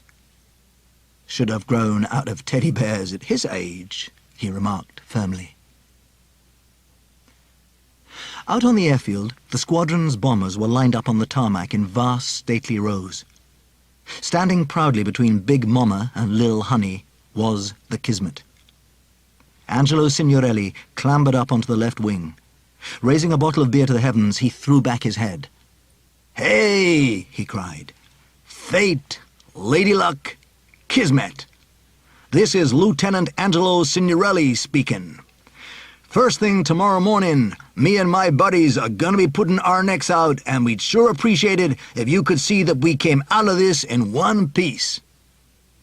Walking along the wing, he poured a drop of beer over each of the two engines before hoisting himself over the windows of the flight deck and dropping down the other side, where he repeated the ritual on the remaining two. No one uttered a sound. Only the rain, as it pattered and drummed on the fuselage, could be heard until the ceremony that had become important to all of them was complete. Within the officers' barracks, Angelo's kit bag shuddered and jerked. Phew! Ted breathed gratefully when he managed finally to pop his head out and wriggle free. He let his eyes roam around the pin-up-covered walls of the hut. Jeez! He breathed excitedly as old memories came crashing back to him. Here I am again. Been a long time. Then he went to stand on top of the locker, where, by stretching as high as his fleecy legs allowed, he could just peep over the sill of the window. On the airfield, the ceremony was over, and the men were drifting back to the barracks. A regretful light shone in Ted's glass eyes as he stared at the majestic outlines of the B-17s and their returning crews. Ain't none of them gonna get much shut-eye tonight, he predicted, hopping from the locker and struggling back inside the kit bag. The prospect of visiting the Wyrd Museum consumed Neil. As soon as Jean went into the garden to put Daniel into the shelter, he slipped out of the front door and ran down the street. 20 minutes later, the Wyrd Museum, with its spear-tipped roof, loomed high above him. He took out his torch and shone it up onto the boarded entrance. To his surprise, he was able to budge it aside. At first, everything looked exactly the same. Then Neil began to notice the changes. Gone were the glass cabinets and exhibits of his time, and in their place was a row of iron bed frames. Turning his attention to the stairs, a feeble glimmer of hope began to smoulder in his mind. "That's where the answer is," he exclaimed with a rush of understanding. "Ted was always shouting up at the ceiling of the separate collection, to where the sisters lived." Vaulting the stairs two at a time, Neil came to a halt in front of a small door. An image of a flowering tree had been carved into the panels. Every leaf was clearly defined, and an intricate pattern of bark wound down to each of the tree's 3 roots. Gingerly, he pushed the door open. Spanning the entire length of the wall above was a huge oil painting. A titanic ash tree dominated the middle of the picture, and at the base of the trunk, positioned around a pool of blue water, were 3 beautiful nymphs arrayed in flowing robes of white, red, and black. The crimson-clad figure bore aloft a silver spindle wrapped around with many different-coloured threads. Next to her, and reaching for one of the threads, was the white-robed maiden, who carried a measuring rod in her other hand. Standing a little apart from the others, there was something sinister about the black-gowned woman. Lost in the tree's shadow, she clutched a pair of shears. Neil searched for the painting's title. The Nornir, those 3 of mortal destiny. Then Neil saw a much smaller frame hanging on the wall which contained a yellowing fragment of parchment. Of the Nornir. In the beginning, when Yggdrasil still flourished, it was prophesied that whilst one part of the world tree remained green, then the ogres of the deep cold would never cover the land with their ice and darkness. Thus did the fearsome lords 2 of the roots poison, and with their axes did they hack until Yggdrasil was thrown down. Yet Niranil, the 3rd and greatest root, was tended by the daughters of the royal house, who fed it each day with water from the sacred pool. In that sylvan place was bestowed for safekeeping the forbidden loom that had been wrought out of the first branch hewn from the world tree. When the clamour of the dark host rang in the surrounding forest, and the royal maidens knew that this was in truth the direst moment in the brief history of the world, in their terror they took it upon themselves to operate the dreadful loom. So was set in motion a power greater than any other, unto which they were bound. Neil stared uneasily back at the 3 figures depicted in the painting. Then, leaving the canvas behind, he ascended to the top of the narrow stair, where a thick damask curtain hung. Cautiously, he tugged it aside and stepped through an open archway. 3 leather armchairs were arranged around a circular table. Stealing over to the bookshelves, one of the book titles caught his eye, and Neil dragged the volume from its niche. Inventory of the Wyrd Museum as collated by Miss Ursula Webster in 1897. "That's impossible," Neil uttered in a small voice. Then his attention was arrested by an oval painting above the fireplace. Smiling out of the oils were the Webster sisters, but to the boy's amazement, they were exactly the same as when he had last seen them. "What's going on?" he asked wretchedly. "They never grew any older." "Josh!" he bawled. "I'm sorry. I can't find the answer." Outside the building, engulfed in the shadows, a small figure heard the boy's anguished cries and glanced impishly up at the dark windows. A fey smile curved over Edie Dawkins' face as the muffled shouts faded into silence, and she scampered swiftly over to the drinking fountain, where she pressed the lever and gargled in the glittering water that poured from the nozzle. Peter Stokes placed the mug on the shelf. "I'd better get off and make sure everything's nice and dark out there," he told Joe Harmon. "See you later." Trudging through the puddles, Peter fastened the top button of his coat and buried his face in his scarf. It was getting chilly again. For a brief second, the woolen scarf appeared to glint and shimmer with a greenish hue shot through with strands of silver. "Summat nasty about tonight," Peter grumbled. Towards the middle of the bleak wasteland, a terrace of 3 shattered houses reared into the damp night. One of the buildings suddenly burst into light, mocking the blackout. The warden dashed for the back door and threw himself inside. He found the switch and flicked it up, but the garish light continued to burn. "What on earth?" he gabbled. He looked upstairs to the landing and sucked his teeth as he considered what to do. Tentatively, he tested the bottom stair. It seemed strong enough, and so Peter Stokes began to climb. As he neared the top, the whole of the downstairs was plunged into darkness. Warily pressing the weight of his foot on the landing, the warden approached the nearest bedroom.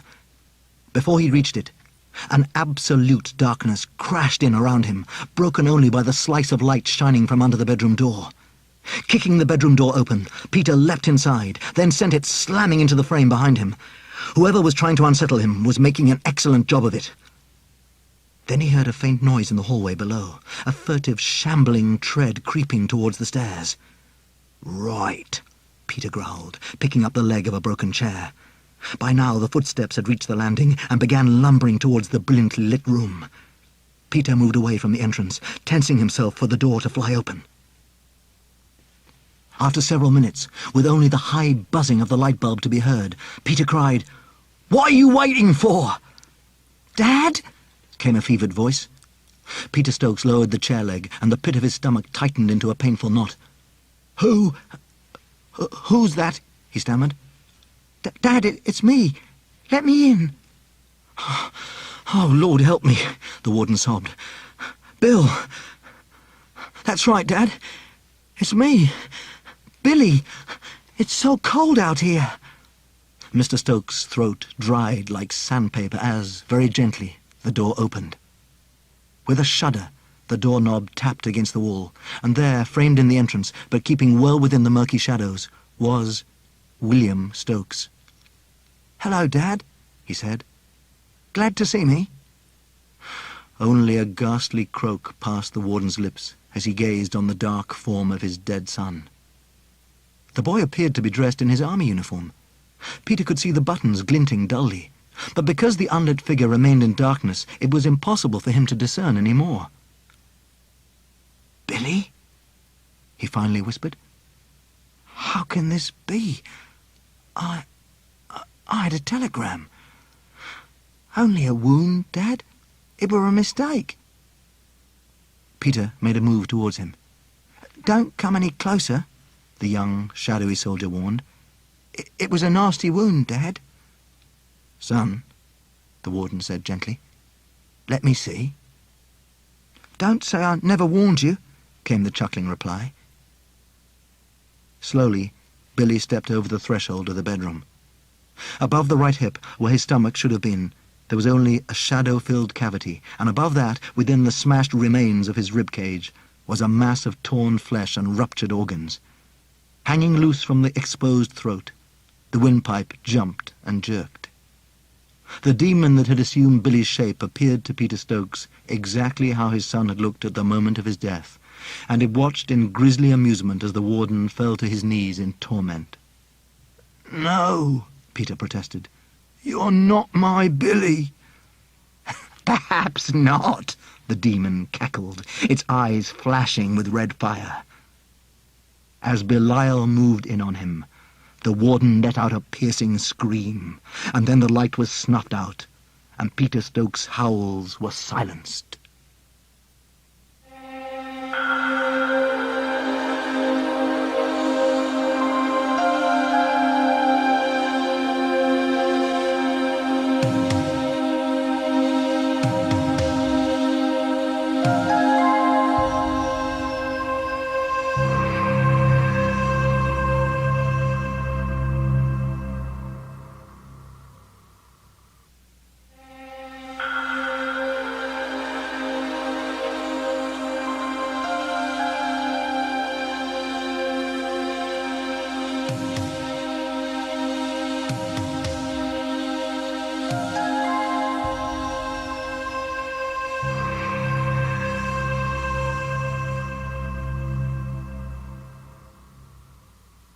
At 4 the next morning, before the first grey traces of daylight climbed into the dark heavens, Angelo and the other airmen were awoken by a torch in their faces. With sober efficiency, everyone assumed their stations. When the preliminaries were done, Captain Resnick drummed his fingers and waited for the all-clear from the weather boys. Sitting at the radio operator's small table, Angelo placed Ted in the corner beside the logbook. "There she goes," the captain's voice informed everyone. "Green flare. The mission's on, boys." Slowly, the B-17s taxied to the runway, and with much roaring and shaking they lurched into the air. Eventually, they were flying over the English Channel. Each man was now wearing his air mask, for the Kismet had climbed to 20,000 feet, and the air was thin and freezing. Suddenly, the drone of the surrounding engines was interrupted by a fierce spitting of gunfire, and Frank twisted his head to see a cloud of German fighters storm overhead. His gloved hands squeezed the tailgun desperately. Then, without warning, one of them came swooping down. Straight for the fortress, following the Kismet, the fighter dived, its crackling guns streaking towards the flight deck. To Frank's horror, he saw the pilots jerk in their seats as the bullets ripped through them. Sitting on the table, Ted winced as 3 more bombers were hit. In the tail, Frank clung to the gun, gripping the trigger so tight that his hand cramped around it. Then the air exploded. "Here's the flak," Dyson observed. Violent eruptions flowered everywhere, and in a matter of minutes the sky had grown dark. "God almighty!" Captain Resnick bawled. "You could get out and walk on this stuff!" With a booming roar, one of the fortresses nearby took a direct hit, and rupturing into 2 flaming fragments, plummeted out of the sky. Ted screwed up his face and tried to remember what happened all that time ago. How did they get out of this? "I've never been on no mission like this," Angelo muttered. The B-17 lurched as a shell exploded close by, and the wings were peppered with holes. The clamour of 2 more B-17s spiralling out of control resounded through Frank's head, and he curled into a ball, unable to move a muscle. Angelo adjusted the dials, searching for a voice in the tortured ether. Then, very faintly, a warbling voice spoke in his ear, and the airman sprang up hopefully. "Mission aborted!" he hollered into the mic. "The Hell Dragon's telling everyone to turn about." Presently, glimmers of daylight began to appear ahead as the shells fell behind them, and with grateful sighs from all her crew, the Kismet sailed into clear skies. Crouching in the tail section, Frank rocked backwards and forwards, tears streaming down his face. Never in his entire life had he been so terrified, and he knew nothing would ever compel him to board another aircraft. Ted looked up at Angelo, and a faint smile appeared on the bear's face.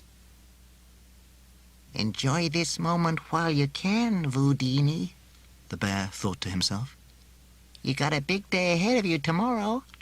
That's when the real trial begins. Don't you worry none. You got me with you this time. Angelo coughed into the air mask. "Goddamn supply," he gagged. His eyes bulged, and he collapsed, senseless across the table. Jesus, the bear cried. This ain't right. I was there.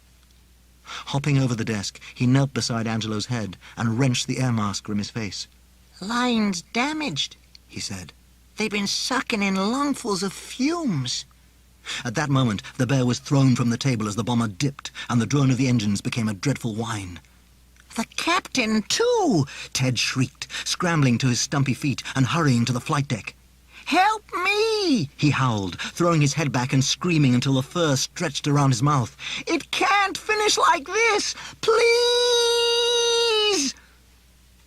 Don't grovel, Edward, a stern female voice suddenly commanded.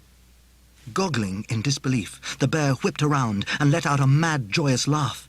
Sitting where only a moment ago the unconscious body of Captain Resnick had sat, and looking exceedingly bizarre, dressed in his flying suit and parachute, was Miss Ursula Webster. Before Ted could say anything, the co-pilot's knee gave an unexpected jerk and found that he was staring into the white, powdered visage of Miss Veronica. "Good afternoon," she giggled. "Cooey!" called a third voice. "Isn't it a lovely day for March? Most bracing." Ted stared past the chalk-faced co-pilot to where the flight engineer was clicking a pair of knitting needles. Do excuse me, Miss Celandine whistled through her buck teeth. I know I should offer you my hand in greeting, but I'm afraid I simply cannot put this down. Taking hold of the steering column, Miss Ursula began to drag it back. If you want to make yourself useful, the white-haired lady told Ted, I think you had better remove all the masks from the rest of the crew. The bear leapt from Miss Veronica's lap and obediently bounded through the bomb bay, hauling the air masks from his comrades. Back in the flight deck, the two elderly lady pilots gradually hauled the Flying Fortress out of its momentous dive, and the plane gently levelled out. Oh, Ursula, her raven-haired sister beamed. That was fun. Puffing, Ted returned to the flight deck. I gotta hand it to ya, He thanked the Webster sisters. You dames really know how to get a guy out of a jam. Miss Ursula contemplated the small, grubby bear. Then her thin mouth curled into a ghostly smile. Well, Edward, she uttered, I imagine that for you these years of waiting have been all too long. Ted scrabbled up onto the instrument panel and sat down before answering. There were times when I thought I was gonna go nuts cooped up in that glass box, He agreed. It ain't no picnic down in that room, you know. You were grateful enough at the time. I stated from the beginning that it would not be accomplished overnight. I know, The bear muttered. just hated kicking my heels for 50 years. Oh, yeah. What's the idea of putting me back too early? But you had to go that far, Miss Celandine cried indignantly. How else could it have worked? What's the pickled munchkin squawking about now? Ted asked. This is where you were meant to perish, she clucked. You were supposed to die in the crash along with all the others. Miss Ursula nodded briskly. That was your destiny, but because of the honor you paid us with the dedication of this vessel and the libations you gave us, we decided to intervene. We permitted you, in your present form, to save yourself and the rest of the crew. Ted reeled backwards. I always thought we came out of this mission on our own. And so, Miss Ursula said firmly, our part of the bargain has been kept. We promised that you could save yourself, Edward. This you have just done. One chance was all you asked for. Don't be greedy and ask for more. Ted quickly grew angry. Hold on, he cried. You tricked me. You're nothing but a pack of lying, cheating weasels. Have a care, Miss Ursula cautioned. If you do not curb your tongue, then we will see to it that the ones you really want to save are killed again. Ted looked at her hopefully. You mean there's still a chance? Oh, there's always a slight possibility for threads to slip from the tapestry, she replied. I adore it when a stitch goes astray, Miss Celandine broke in. Sometimes I drop them just to see what will happen. She's talking about stitches? Ted asked wryly. Exactly, Miss Ursula concurred. That really is the correct description of you, Edward. A dropped stitch in the fabric of our weaving. You are a stitch in time, and you know what they can do. But you may not count on our help again. The ordeals that lie before you must be resolved on your own merit. The lives of those you hold dear depend solely on how sharp your wits are. Then it'll be a piece of cake. The bear grinned. You might not find it quite so easy as you think, she snorted, for a circumstance has occurred that could prove ruinous for us all. It is entirely your fault, of course, Miss Ursula scolded him. You were slipshod and careless. What'd I do? He muttered, unsettled by her censorious gaze. The gateway, she said scornfully. Edward, you are not alone when you journeyed back. I know.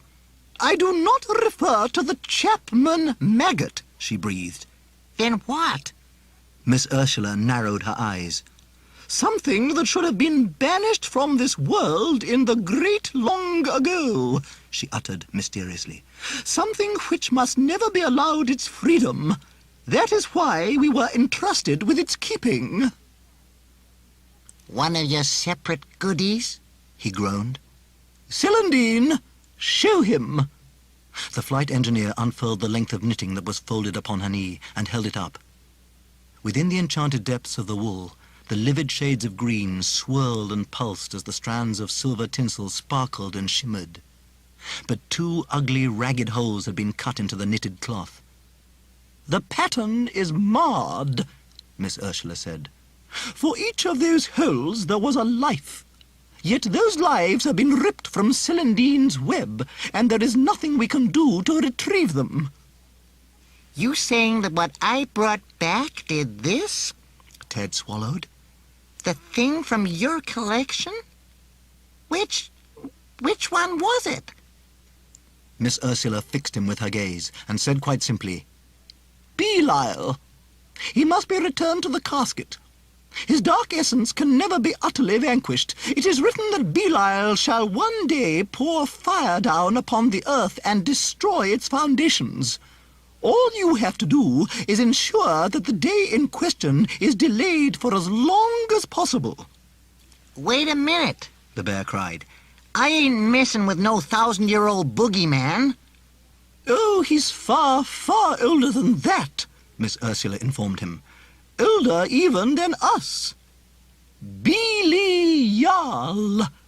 whose name means without worth. He is an unclean spirit.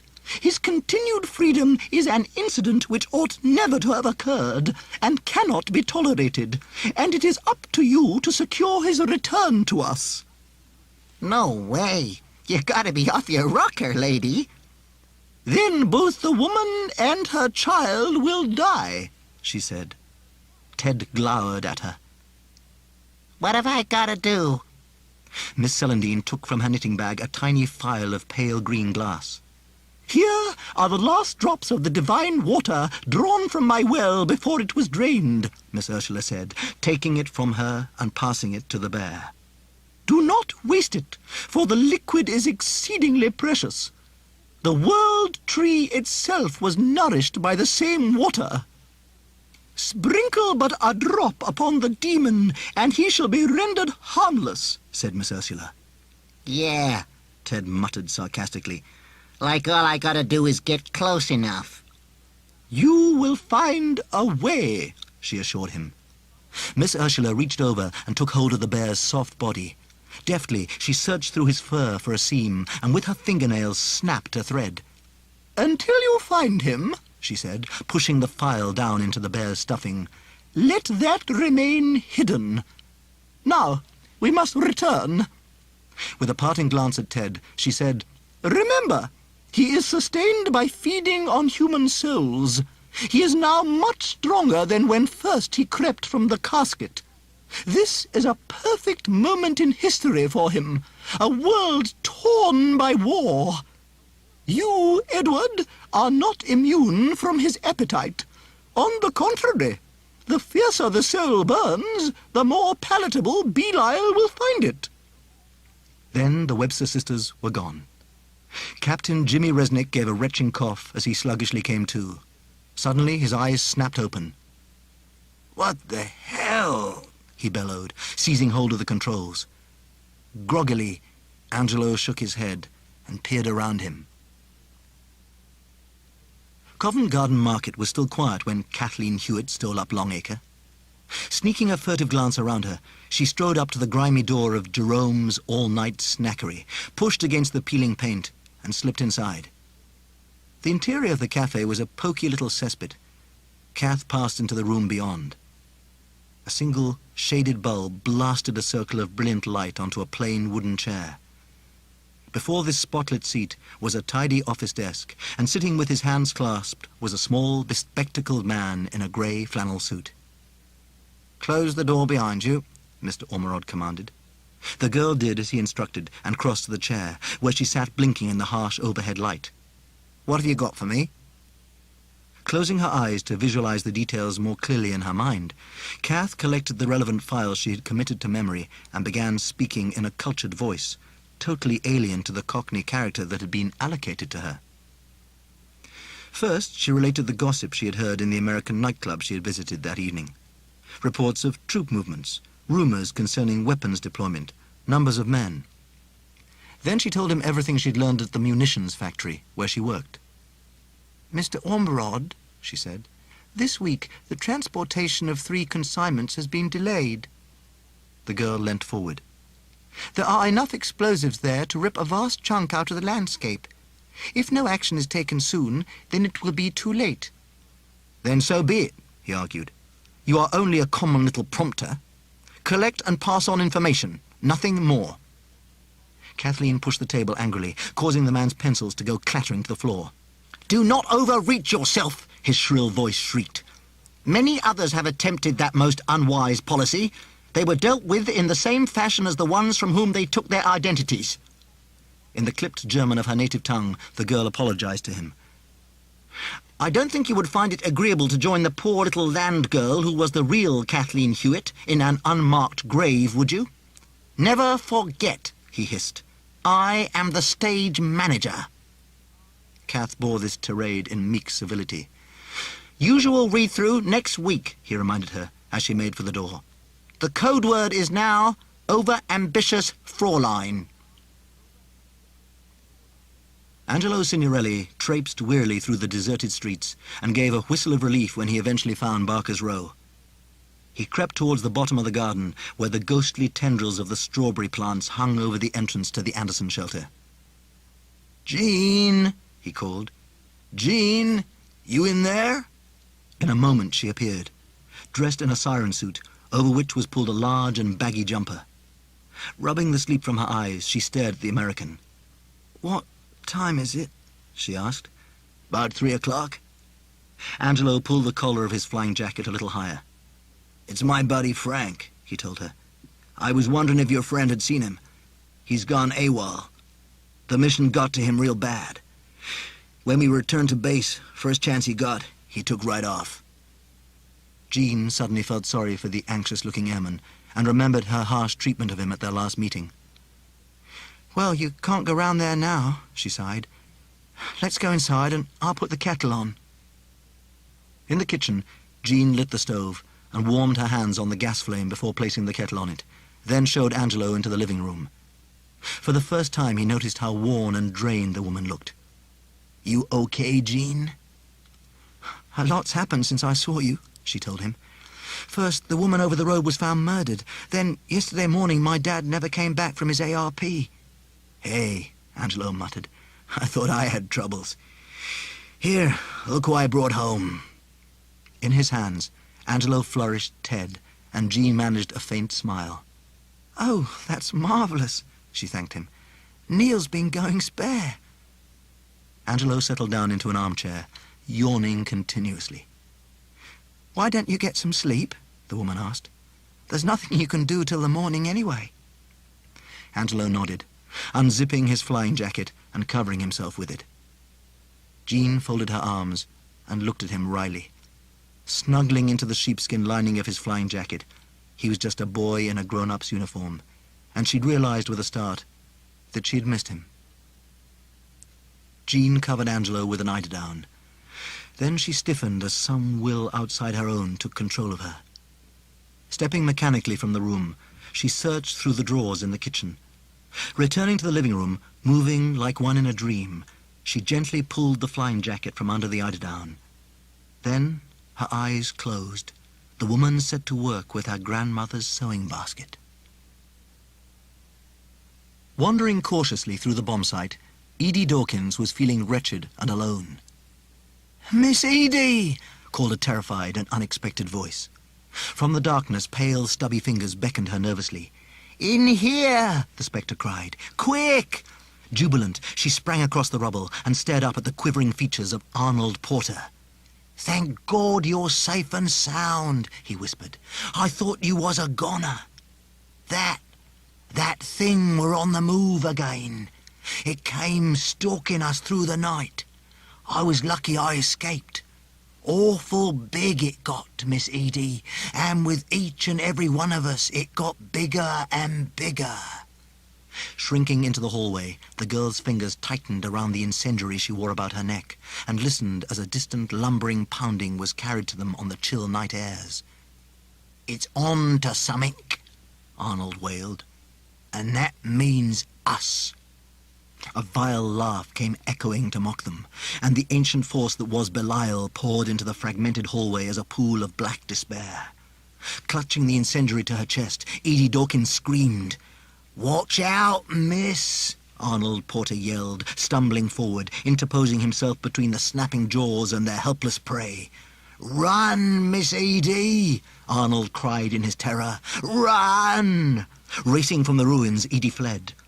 Belial gloated in the dark, allowing her a head start. Suddenly, tearing blindly down a scree of brick and timber, the girl blundered into a tall, dark shape. She was plucked from the ground and thrown into the air by a pair of strong hands. "Hey now," an astonished, buttery voice called. So taken aback was she by the warm friendliness of that sound, Edie stopped struggling and gazed down at the man who held her. "What you doing out so late, sweet pea?" Frank Jeffries asked. With an impulsive grin, she found that she liked the gawky American. Then, turning her wild, frightened eyes away from him, she stabbed an urgent finger into the darkness behind. Coming from behind the ridge was the unmistakable roar of an aircraft. "What is this?" Frank murmured as the din grew louder. Speeding over the waste ground, with its engines whining and every gun turret spitting out flaming streams of death, the vast shape of a B-17 came lurching towards them. The nightmare that Frank Jeffries had fled the base camp to escape from. He tore from that evil place as fast as his long legs could carry them. But without warning, a slab of concrete tilted beneath him. Toppling down through the filth and plaster, Frank struck his head against a rafter with horrible force, and his skull gave a sickening crack. Hitting the submerged floor, his legs buckled under him. "Sorry, sweet pea," he muttered, as a bristling blackness closed over his vision. Sharp splinters drove into the girl's palms as she trawled a door towards him and propped it gently against his body, shielding him. When she was satisfied that Frank was completely obscured, she darted into the furthest corner and huddled into a small, terrified ball. It had turned 8 o'clock when Angelo awakened. Stretching his arms, he gave a yodeling yawn and blinked. "Jeez," he mumbled, "I'm seeing double." Sitting on the other armchair, there were now 2 teddy bears, identical in every detail, except that one of them was noticeably shabbier than the other. Then he saw the scraps of sheepskin. "What the—" Leaping from the chair, the American rushed to where his beloved flying jacket was lying, leather side down, and stared at the holes that had been snipped out of the fleecy lining. "Ah," Jean said, standing in the doorway. "I see you're awake. I'm so sorry. I really don't know what came over me. It was so weird. One minute I was covering you with the eiderdown. The next thing I knew I was putting the sewing basket away." Angelo looked from the new teddy bear back to his mutilated jacket. He was so shocked by what she had done that he didn't know how to react. And then, to his complete amazement, he laughed. "God knows what possessed me," Jean declared. "The really weird part," Angelo said, "is that I ain't sore at all." Smiling, Jean led him into the hall. "I'll come with you to Kath's," she said. "But I mustn't stay long. Daniel and Neil are still in the Anderson." And so, together they left the house. Bouncing off the chair, Ted scurried through the house and ran into the garden. Neil had spent a miserable night in the Anderson shelter. It had been perishingly cold, and his bunk was the most uncomfortable bed he had ever slept on. "Hey, kid!" a voice called in his miserable dreams. "Where've you been?" Neil cried, hastily climbing out of the bunk. "I thought I was stuck here forever." "It's today, isn't it?" The bear nodded. "Yep. Tonight, Josh, you'll be coming through the gateway. And at exactly 37 minutes to 10, one mighty mother of a parachute mine is gonna come floating out of the great blue yonder, right on top of this shelter." "Jean and Danny will be inside it?" Neil spluttered in horror. Ted nodded. "No one ever found enough pieces to identify them." "That's horrible. We've got to warn her." "She'll have to go to the underground station if you can convince her, that is." "I'll make sure I do." "That's not all," the bear said. "While all this is going on, there's another ticklish problem we gotta solve." "What's that?" "Angelo and Frank. 45 minutes before the mine falls, farm boy Frank gets stabbed." By the one who killed Mrs. Meacham? Not exactly, though I never did work out who. And Frank dies? The bear gazed up at the boy's face, a strange light glinting in his glass eyes. Yeah, but he ain't alone. You see, that Signorelli guy comes wading in, and while he's grieving, his back gets perforated by a whole lot of lead. Ted shifted on his bottom, feeling the file of sacred water budge within his stuffing. But even as he opened his mouth to tell the boy about Belial, he clapped it shut again. Why should he help the Webster sisters? They didn't play straight with him. His main priority was saving the people he cared about. Angelo and Jean returned from the Meacham house with no news of Frank. Kathleen had not seen or heard from him. "I was sure he'd have gone straight round there," the American muttered. Jean looked at him thoughtfully, her green eyes gleaming as she considered this strange man who had wisecracked his way into her life. Angelo returned her gaze and smiled.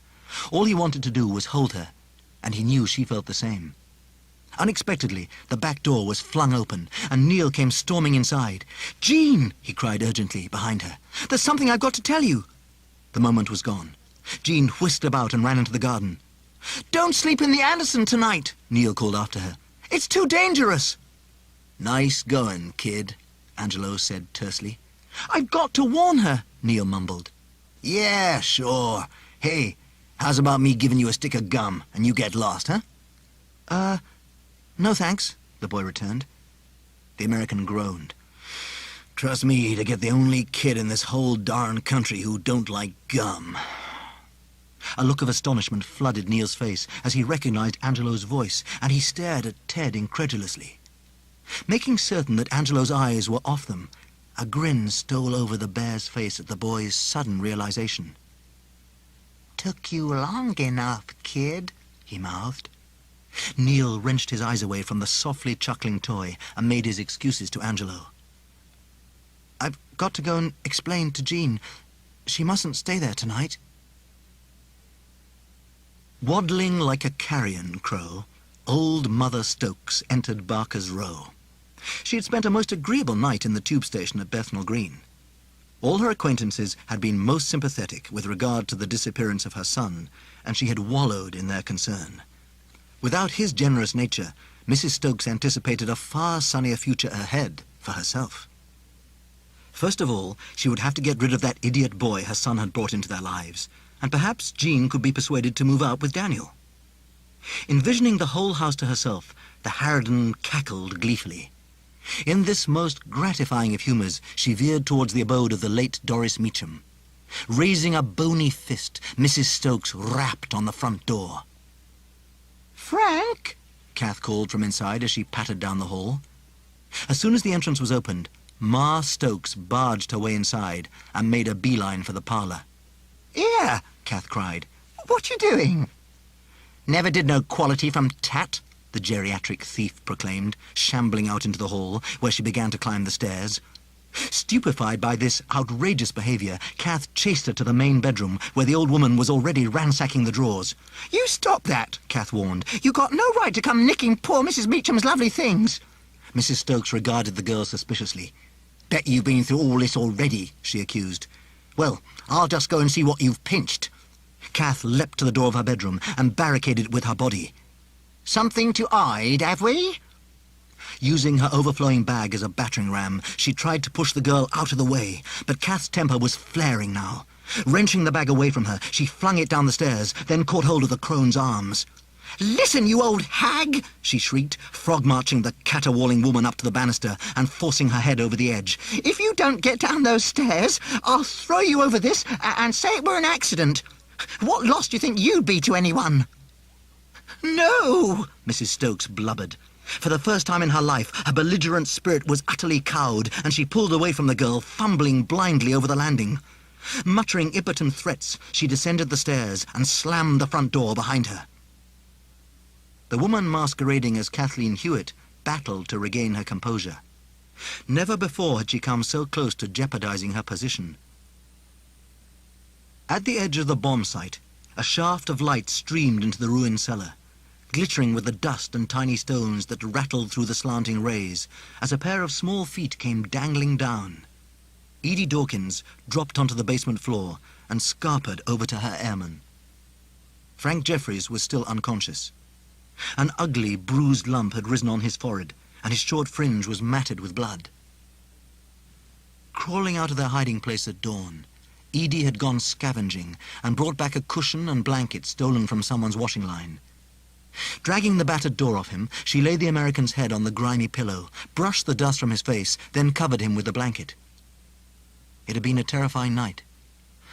For nearly 2 hours, Belial had raged around the wasteland, wearing the shape of the flying fortress, reveling in its might and destructive potential. But eventually, the demon had stopped searching for them. Now, Frank's face was grey with a deathly pallor, and fearing that it was too late, Edie took out a cracked bottle that she had found and put it to his parched lips. The water she had taken from the drinking fountain of the Wyrd Museum spilled from the bottle's neck and flooded into his mouth. Very slowly, the American's corpse-like appearance faded as the faintest bloom of colour returned to his flesh. Heartened by the results of her nursing, the girl prepared to sit out the rest of the day, watching and waiting. Old Mother Stokes stomped into her home with a face that could sour milk. There, crawling around on the floor, an American was giving rides to her great-grandson, and watching him from the armchair, Jean was laughing happily. "What's going on here?" she demanded. "Name's Signorelli, ma'am," Angelo said, rising from the carpet and extending a hand to her. "You're a dirty cat, Jean Evans," her grandmother spat. "Get him out of here." "I will not." "You do as you're told. And where's that dirty urchin that Peter dragged home?" "Neil's upstairs." "He can sling his hook and all," Mrs. Stokes rattled. "Peter was a fool for bringing him here." "Get down here, you little beggar," she cried. Wondering what all the shouting was about, Neil had already opened the door of the box room and gazed down at her. "Move yourself," she told him. "It's time you were gone." "But I can't go," Neil shouted down. "You ungrateful upstart," the old woman snarled, clambering up the stairs. "Get off," he protested, wincing as she twisted his earlobe and propelled him downstairs. "I've got to get Ted." "Stop it," Jean told her grandmother. "Let him go." "You best bite your tongue, madam," the old woman screeched back. "This is my house now, and if you want to have a roof over your babby's head, then pipe down." Jean glared at her and knew that she meant every word. "Why are you so foul?" she cried. "I don't know how Dad stuck it out all these years." "Right," Mrs. Stokes roared. "You can pack your things and go as well. You've always been trouble, Jean Evans. I knew it, and so did your father." Shaking with anger, Jean clenched her fists, but Angelo was at her side, and he pulled her gently away. "Leave it," he said. "She ain't worth the trouble." Mrs. Stokes pulled open the front door, and with a vicious shove pushed Neil through it. "Good riddance," she spat. "Jean," the boy cried, "promise me you won't sleep in the Anderson tonight," but the door slammed in his face. Jean looked at her grandmother coldly. "I'm going to move in with Kath. I'll pack up mine and Daniel's things, and we'll be out of this place before tonight." Ma Stokes glowered. She could see how much the American cared for her granddaughter, and she despised the thought of her finding any kind of happiness. Then a horrible idea occurred to her. With a smile on her shrewish face, the old woman left the house. As the afternoon wore on, a white mist rose steadily into the cold evening air until it filled the streets of the East End. Frank Jeffries winced as he tried to move. "What hit me?" he uttered groggily. His bleary eyes swam into focus, and there before him, with her face lit by a brilliant grin, was Edie Dawkins. "Hello, sweet pea," the airman said. "What happened?" The girl narrowed her almond eyes, and the fearful memories of the previous night sparked and kindled in Frank's mind. "Hell," he cried. "That's right, there was a fort a-coming right at me." Suddenly, another image reared in his dazed thoughts. "Kathy," he breathed, "I gotta go to her." After several minutes, the airman managed to lumber out of the cellar and stood wreathed in the fog. "Gonna be a cold night," he told his spritish friend. You better get back to your folks. Edie pouted sullenly. Ain't you got no one? Frank asked sorrowfully. Hey, why don't you come with me? Kathy won't mind. Pursing her lips, the girl shook her head. You can't stay out here, Frank told her. Sadly, Edie spun round and flitted through the fog, vanishing into the ether like a spectre. 20 minutes later, there came a frantic knocking on the door of number 23, Barker's Row, and both Jean and Angelo hurried into the hallway to answer this fervent summons. To their astonishment, they discovered Mickey Harmon standing on the doorstep, with his bicycle propped up against the gate. The adolescent's face was full of excitement. A right real row it were. I never thought she was so mean. Told him to clear off. You should have seen his face. Looked like a smacked puppy, he did. And he had a massive lump on his head. What are you going to do about it? Do about what, kid? Angelo laughed. I can't make head nor tail of it. But he's your friend. The amusement drained from Angelo's face. You mean Frank? He demanded. Mickey nodded. Angelo pulled on his flying jacket. Which way did he go? He asked. The boy pointed into the mist. Angelo looked anxiously at Jean. I'll catch you later. He hurried to the gate, pulling his collar up against the damp fog. On an impulse, Jean darted back to the house, returning with the bear she had made. Here, she said, pressing it into Angelo's hands. For luck. The airman accepted it with a grin. See you soon, he promised. Mickey Harmon climbed onto his bicycle and lumbered further down the road. Streaming from the house of the late Mrs. Meacham was a river of lemon light. Dismounting, he knocked on the door but received no answer, and so, yielding to his own inquisitive nature, Mickey stepped inside. Miss Hewitt, he called excitedly. You in there? Stepping up to one of the bedroom doors, Mickey pushed it open, preparing himself for the hopefully foul and grisly sight that might await him. With much disappointment, he found no blood-drenched corpse in the room beyond. Still, there was one other he hadn't checked out. The bedroom of the late Doris Meacham was now tidy after the assaults inflicted upon it by the dead woman's spiteful neighbour. His attention was caught by a wooden box sitting on the dressing table. Crikey, he breathed, lifting the lid and discovering that it contained a headset and a small microphone. It's a wireless and a transmitter. Old Meacham must have been a secret agent. Cool, I've got to show this to Dad. Quickly, Mickey bundled the equipment under his arm and, fizzing with excitement, hurried from the room and ran to the stairs. Abruptly he stopped, for there, standing on the lower steps, was Kathleen Hewitt. I did knock, the lad explained. Kath's eyes glared at the radio, whose wires were trailing about the intruder's feet. I found it in Ma Meacham's room, he told her. It's a radio set. I know what it is, the girl hissed at him, and whereabouts you found it. The reception is far better in there. Mickey nibbled his top lip. It's yours, then, he realized. Wow, are you really a secret agent? Kath smiled menacingly and mounted the next stair. You could say that, she breathed, but not quite the sort you mean. Mickey's face was blank, and then, with a sickening spasm tightening his stomach, it dawned on him. Poor little baker's boy, she chanted softly. What will they think when they find you tomorrow, lying out there in the wasteland, with a broken neck? Mickey backed away from her. You're a filthy Nazi sympathizer, he blurted. Oh, no, she revelled. I am a filthy Nazi. In his desperation, Mickey hurled the radio at her with all his might. Howling, he tore out of the house and dived into the waiting fog, leaping over the gate and clambering onto his bicycle. Flying out of the blinding fog, Kathleen saw his shape becoming more solid as the veils of vapour were rent aside. Screeching, she lashed out with her hand and grabbed Mickey by the collar. Then, making a ferocious effort, she leapt aside and hauled the squealing lad from the saddle. The girl was now utterly possessed by the ancient evil which pulsed through the night, and her eyes flashed with hellish fires. Mickey looked into the awful face of the unscrupulous female, and his heart quailed. He lunged to the left, but this time she was ready for him. "Oh, no!" she yelled, her hands snaking out and catching him by the throat. Mickey's screams were brusquely curtailed as she slapped her hand tightly over his mouth and thrust him roughly against the wall. "Do you really think I'd let you go?" she spat, crushing his windpipe. Mickey's struggles grew weaker. A dry, croaking breath whispered from his lips as his eyes rolled in their sockets until only the whites were visible. And then his body went limp. Suddenly, Kath started, her sharp ears detecting a shambling movement just outside the mist-filled alley. Cautiously, she moved away.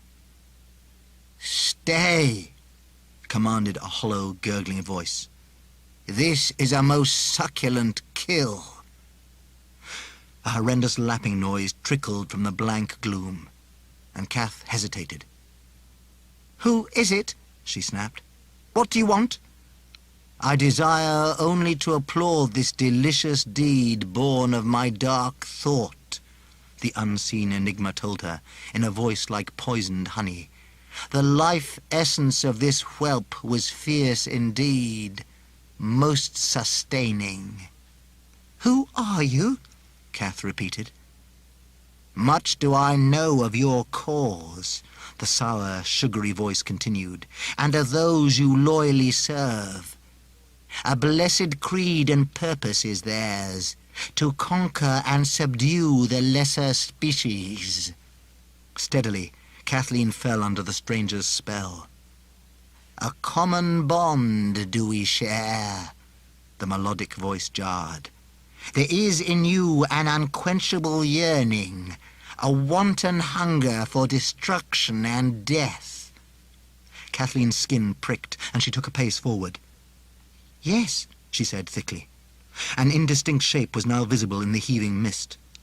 12 feet tall it stood, blocking the entrance to the street, its vague form writhing within the gloom. "Please," Kathleen begged, "tell me who you are." With a haughty, rumbling growl, the dim shape reared up, and 2 points of crimson fire came blasting through the mist. "Belial am I," he cried arrogantly, "cultivator of all deeds deceitful and without mercy. Cain was my first disciple. I it was who steered his hand to spill the first blood and tasted the sweetness of the human soul." "Belial," the girl echoed. "Let me see your face." "My face?" he cackled. "The aspect I choose depends on the company I keep." Kathleen watched as the dark figure in the fog shimmered and warped. Raising her eyes past the mottled, leathery belly, which was blemished with marks resembling swastikas, Kath gazed on the demon's face and fell to her knees. The looming nightmare hissed with ecstasy. "Such charming prostration! You shall be my priestess, my honored slave, first to be gathered back into my dark service." Intoxicated by his grotesque grandeur, Kathleen readily consented. "What is your will?" she asked. Her furious face grinned hideously. "My wants are simple. I desire only the death of thousands. Then shall my strength be as of old."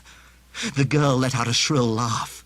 "I know exactly how you can begin."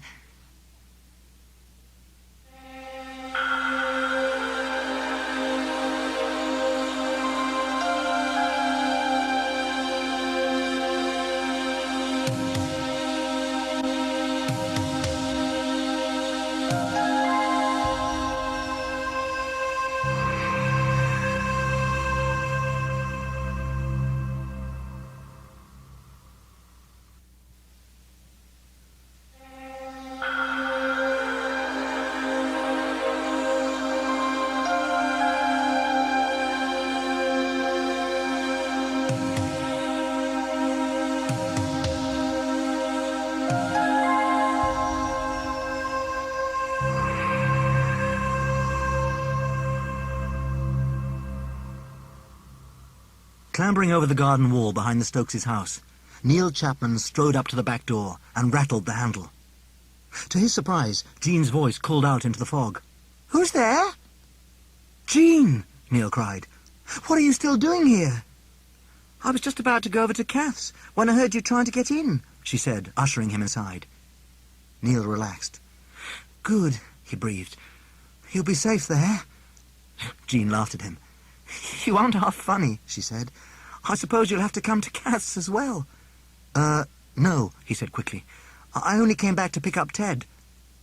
Jean looked at him dubiously. "Don't worry about it," he assured her, making for the hallway. He hurried into the box room. Jesus! Ted shrieked furiously. "Where in hell have you been? Come on!" Neil picked him up and leapt downstairs. Jean was fastening the catches on the suitcase. "Well, I better get going then. It was nice knowing you, Jean. Perhaps I'll come back one day and say hello." "Well, don't look for me here," she told him. "That evil old crab of a grandmother's gone too far this time. As if things aren't bad enough, what with Dad still missing. If it hadn't been for Angelo, well..." Jean flushed a little and looked away. "Take no notice of me," she sighed. "I'm just wishing for the moon, that's all." "You like Angelo a lot, don't you?" Neil ventured. Jean smiled. "I feel safe when he's around," she said simply. "Heaven knows why, 'cause he's the most outrageous man I've ever met." "Be happy, Jean, whatever you decide," Neil told her. "Goodbye, Neil."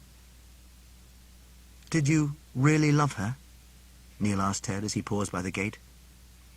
"I wanted to take her to the States with me," Ted answered sorrowfully.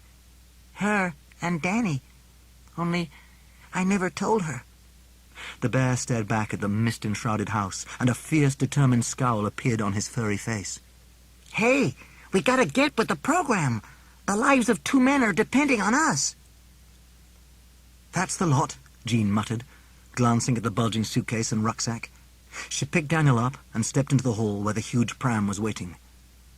Before she had time to lie him down, the air raid siren outside abruptly warbled into life. "Flippin' nuisance," she tutted. "Looks like you and me'll spend one more night in the same old Anderson after all, doesn't it, Daniel?" The infant gurgled, and Jean reached inside the pram to take an extra blanket out into the garden.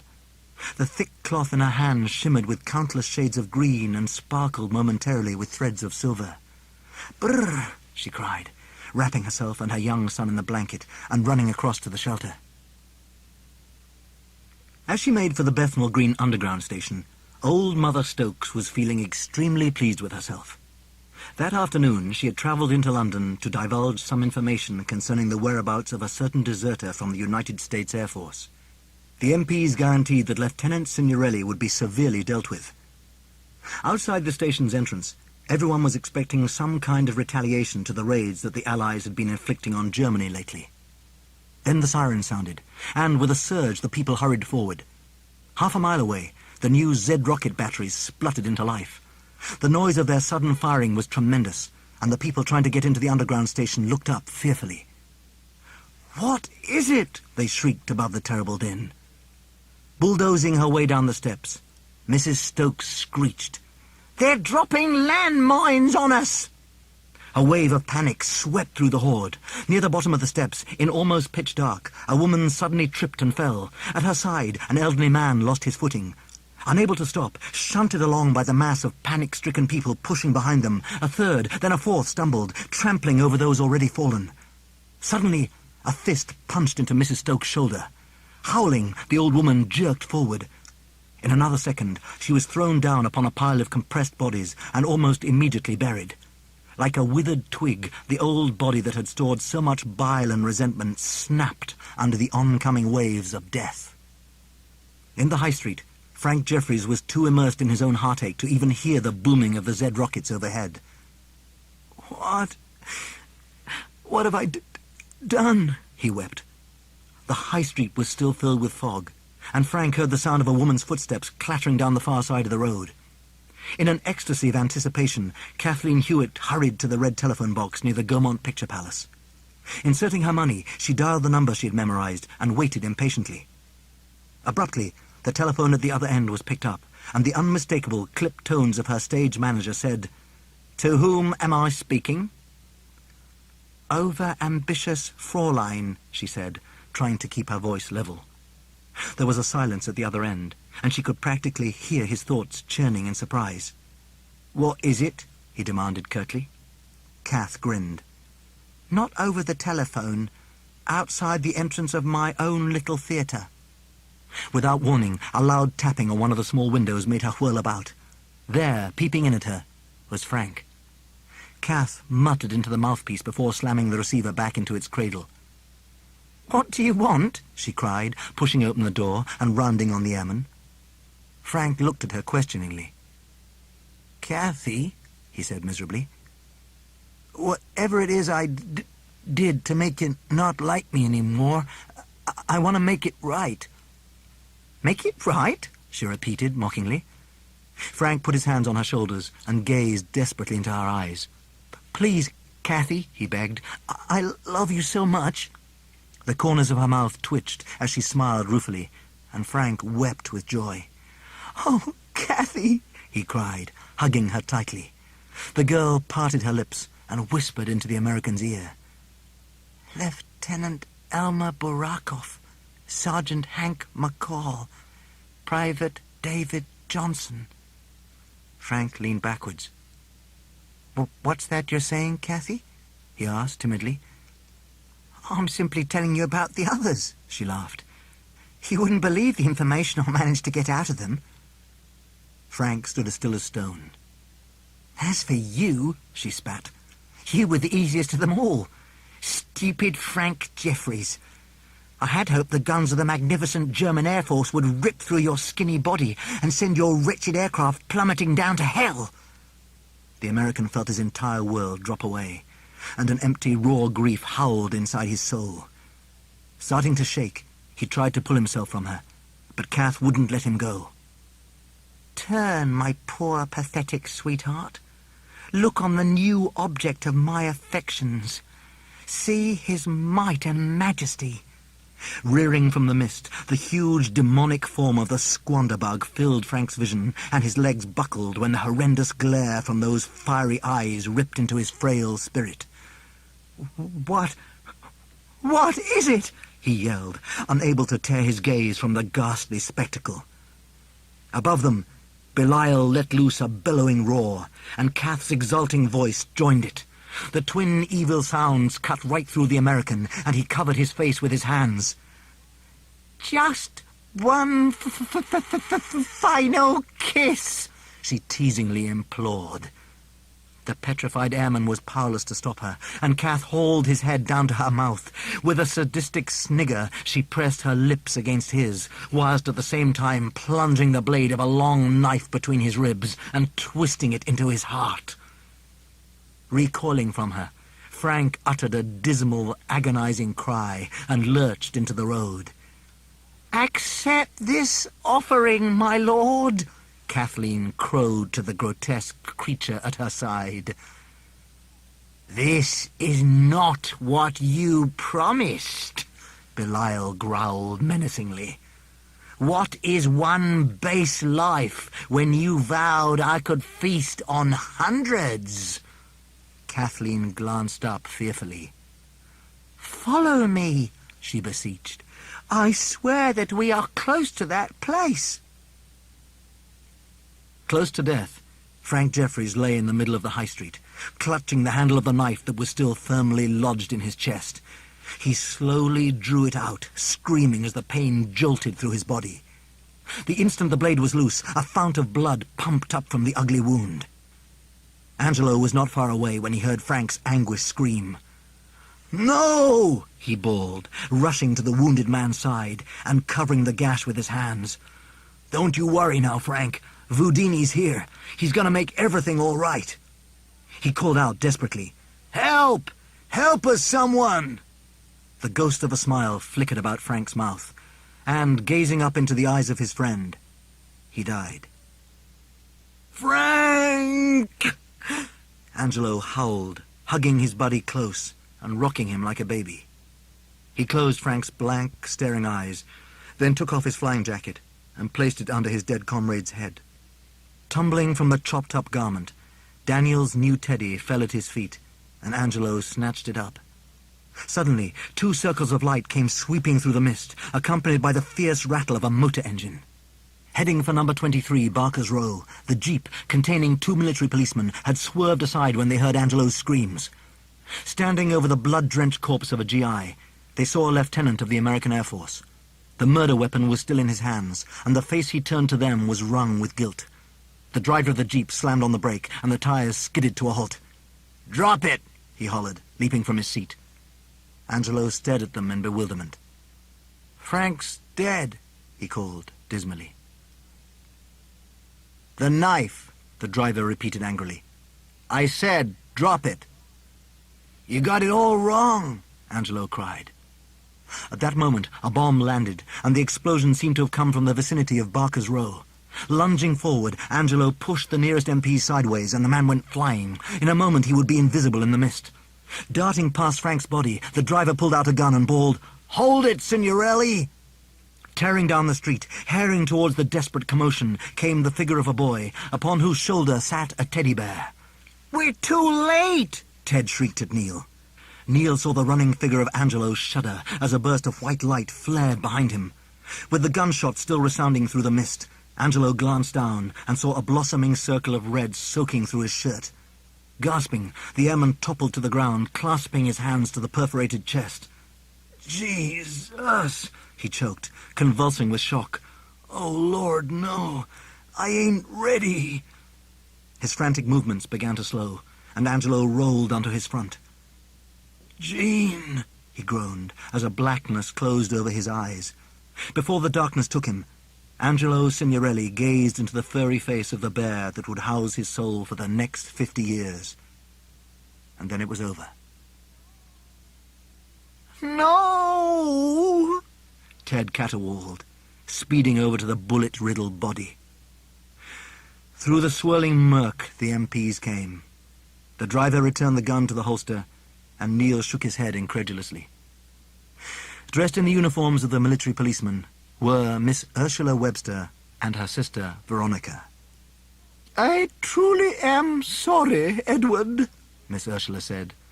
"I wish it had been possible for you to save both yourself and your friend." The bear scowled at her. "You knew all along, didn't you?" he demanded angrily. Miss Ursula nodded in confirmation. "I did, yes." "In the name of God!" he shouted. "Why?" "There really was no other way," she replied. "So it's all been for nothing." "Oh, do cease your grizzling, Edward," Miss Ursula snorted. "You appear to have forgotten the other matter we spoke of." Ted grunted disparagingly. "Yeah, well, I figured as how the critter from the box was your problem, not mine." Miss Ursula turned on her most dangerous smile. "Are you not anxious to go back and save the life of the Evans girl?" "Jean?" the bear growled. "There's nothing you can do to her. She's safe in the shelter at number 30. "Oh, no," Miss Veronica simpered. "Both she and her little boy are still at home. In 30 minutes' time, the bomb will land just as it did before." Both Ted and Neil stared at her, appalled. "Then I ain't changed nothing yet," the bear muttered. "Kid, we gotta get back there now." "Oh, no," Miss Ursula told them. "If you attempt to rescue the young lady and her son, then I shall surely see to it that they suffer the same fate as before." Miss Ursula laced her fingers together. "I believe you will find Belial at the, munitions factory. Very great has he become. I hope, for Jean's sake, you will be able to dispatch him in time." The bear glared desperately at Miss Ursula. "You promise I can save Jean and little Danny if I pull this off?" "You have my solemn word." "Right," Ted roared at Neil. "Kid, we gotta steal that jeep." Hurrying over to the abandoned vehicle, Neil and the bear jumped into the seats, and Ted barked out his instructions. With a lurch, the jeep sprang backwards. Then, with a screech of burning rubber, it plunged through the fog. Glancing behind them, the bear saw the shapes of the Webster sisters shimmer and vanish, to be replaced by the bodies of the real MPs, who shook themselves and wondered what had happened. Outside the entrance to the munitions factory, Kathleen Hewitt peered into the mist as a small black car came chugging into view. From the automobile, looking unusually flustered, stepped Mr. Ormerod. "This had better be of the utmost necessity," he snapped. "Don't take on so, little piggy," the girl jeered. "There's something I think you should see." Mr. Ormerod quaked with rage. "If you have dared to bring me here merely to plead yet again for the destruction of this place, then you have overreached yourself for the last time." Reaching into his suit, he pulled out a stubby pistol, but Kath was unconcerned. "Arise, my lord! The time is upon us," she cried. Mr. Ormerod thought she had gone completely insane. Then his froggish eyes saw a large shape rear up behind the high brick wall. The monstrous squanderbug wavered for a moment, its terrible eyes gleaming thirstily. Then, with a thrash of its powerful segmented limbs, it clawed its way towards the munitions factory. What is that?" Mr. Ormerod's strangled whisper asked. Kathleen hooted exultantly. "A divine testament to the excellence of the Reich." Mr. Ormerod's pink face quivered like an unset strawberry mousse. "What is it doing?" he cried shrilly. Kathleen began to step away from the entrance, and in a jubilant voice said, "Why, going to detonate the stored explosives." She turned and began to run for cover, tearing through the mist and leaving her former superior to realize the mortal danger she had placed him in. Sweating, the man ran back to his car, fumbled with the door handle, then scrambled inside. Wrenching the steering wheel round, he pressed his foot down. But it was too late. With a tremendous bone-jarring boom, the buildings of the factory flew apart. The houses that had surrounded the factory were utterly destroyed. Foundations were laid bare and ripped from the earth, whilst an immense black cloud of choking debris was cast into the tormented air. Within the smoking ruins, unharmed by the rending blast, Belial stretched out his cockroach-like limbs to the churning sky. Into the night, the souls of the dead ascended, mingling ethereally with the eddying, melting mist. The demon gulped down deep, insatiable, gluttonous breaths. Bouncing through the streets, the military jeep braked sharply. Neil shielded his eyes from the intense light, then threw his arms over his face as a hail of stones and smouldering chunks of timber came battering from above. "Step on the gas, kid," the bear told him. "I got a feeling this ain't gonna be as easy as those broads make out." Swiftly, they reached the outskirts of the devastation and somberly gazed on the battered ruins of the once populated terraces. Winding their way between fallen telegraph poles and crackling rafters, Neil drove the vehicle more slowly, until at last both he and Ted beheld the source of the sickening violence. "Dear Lord in heaven," the bear murmured. Gorged upon the souls of the recent dead, Belial had grown to a fearsome height. Now taller than the factory had stood, and retaining the shape of the squanderbug, his immense lobster-red limbs were the size of great trees, their cruel hooked talons slicing through the air like tremendous scythes. "Now am I returned to my former majesty and splendor," he rumbled. "Thus shall a new age of darkness and death begin." Cowering within the jeep, Neil turned a stricken face to Ted.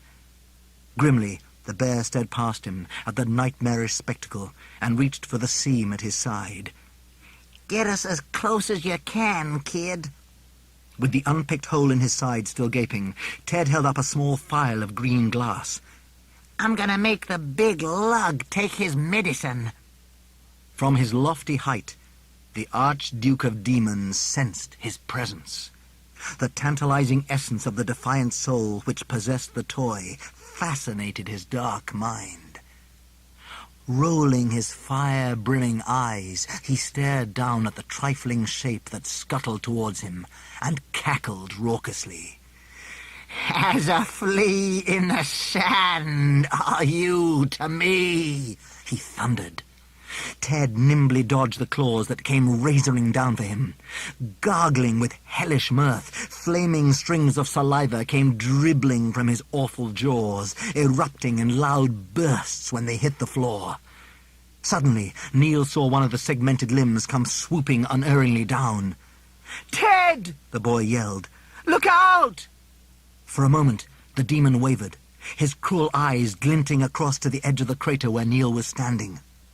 With a ghastly roar, a torrent of flame went streaking from his slobbering mouth and struck the ground just feet away from the boy. But Neil's distraction was just enough. Raising his paw, the bear leaned back and hurled the tiny vessel straight at the glistening, leathery hide. Through the fume-filled air it soared until, with a sharp tinkle, it smashed. From the broken phial, the water taken from the sacred well of the Nornir, which had once fed the mighty world tree of ancient legend, splashed onto the demon's foul, rippling flesh.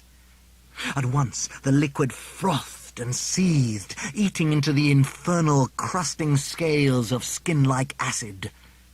A deafening screech issued from Belial's jaws as a searing pain stabbed into him, and a pall of oily black smoke came gushing from the dark, festering wound. But to Ted's dismay, he saw that the wound was beginning to close. "It weren't enough!" he cried.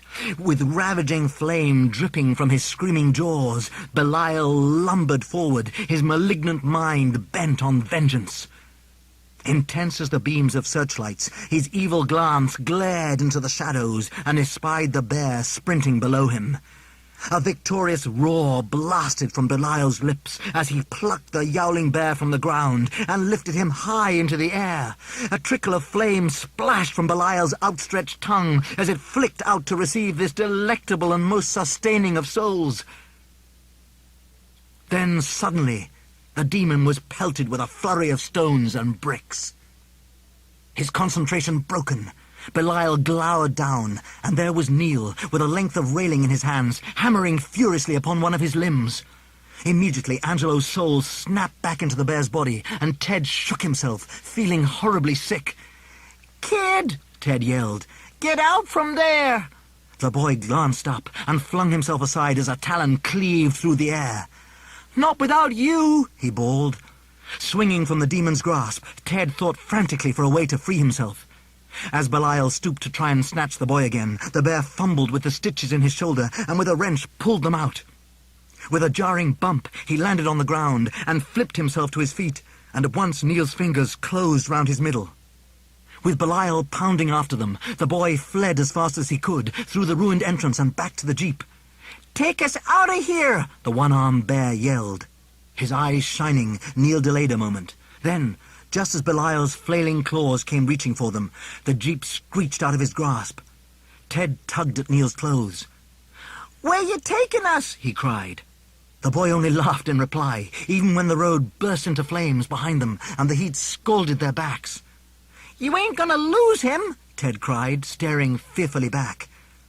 "What makes you think I want to?" the boy replied wildly. Into a narrow street the jeep sped, until at last it spun to a halt. Ted stared up at the fastness of the Wyrd Museum, its darkened windows gazing morosely out of the war-torn world. "You're crazy!" he shouted at Neil. "What you bring us here for?" Scooping Ted up, Neil hurried to the large gate that barred the entrance to the cramped yard and pushed it wide. Over the top of the encircling wall, the hellish glow rose, and the grotesque monstrosity of the squanderbug lumbered into view. "Hope you know what you're doing," Ted muttered. Into the courtyard the demon came, the tempest of his boiling fury screaming around the walls. The Titan's odious, braying laughter tore malignantly into the night as he bent his baneful anger upon Neil and Ted. "Nice while it lasted, kid," Ted burbled. Neil shivered as three malformed talons came plunging through Belial's fiery breath to kill him. "Hope I guessed right," he murmured. With a yell, the boy leapt away as the vicious claws came grinding and slicing. Even as they swooped after, he dashed to where the drinking fountain stood, and using all his strength kicked and battered the pipe which fed it from the wall. At once, a deluge of rushing, icy water shot into the sky as the liquid blasted out under pressure. Grabbing the broken pipe with his hands, soaking himself and Ted to the skin, Neil directed the deluge straight at Belial. With a deafening peal of anguish, Belial recoiled. Black smoke flooded the air as the hideous face started to melt and the squanderbug's enormous limbs flailed in a futile attempt to ward the deadly liquid off. Dripping with water, Ted gave a cheer. "He's shrinking!" Writhing within the stinging, choking smoke, Belial felt his might and strength flood from his being. With a rush of shimmering shadow, the many souls he had ingested flew from his bubbling, molten mouth, rising through the billowing black reek. Scintillating like dim stars, they soared upwards, free at last of the living world, and without them the demon was nothing. All his splendor, all his foul majesty was ripped away, yet even as the sacred water tortured and consumed him, his vile mind knew that there was still a slender chance. Looking away from the curling pall of smoke, Neil saw that the water pressure was dropping. The powerful jet swiftly spluttered into a dribbling trickle. At that moment, with a yammering squeal, a stunted, bristly shape came leaping from the shadows. Splashing through the puddles, the little demon hunted for a way to escape them, alighting finally upon the gaping entrance. "Stop him!" Ted cried. Fearfully, Neil darted after him, but it was no use. Belial scrabbled over the broken gates and leapt into the street beyond. "No!" Ted wailed. Seething with glee, the imp danced in the gloom. Soon he would be mighty again. But even as he jigged and capered, out of the darkness a child's hand came swooping down, and Belial was captured. Lifting her wriggling hood before her face, Edie Dawkins grinned. Tiny claws were already ripping at the wool, tearing it to shreds, but she was prepared for that.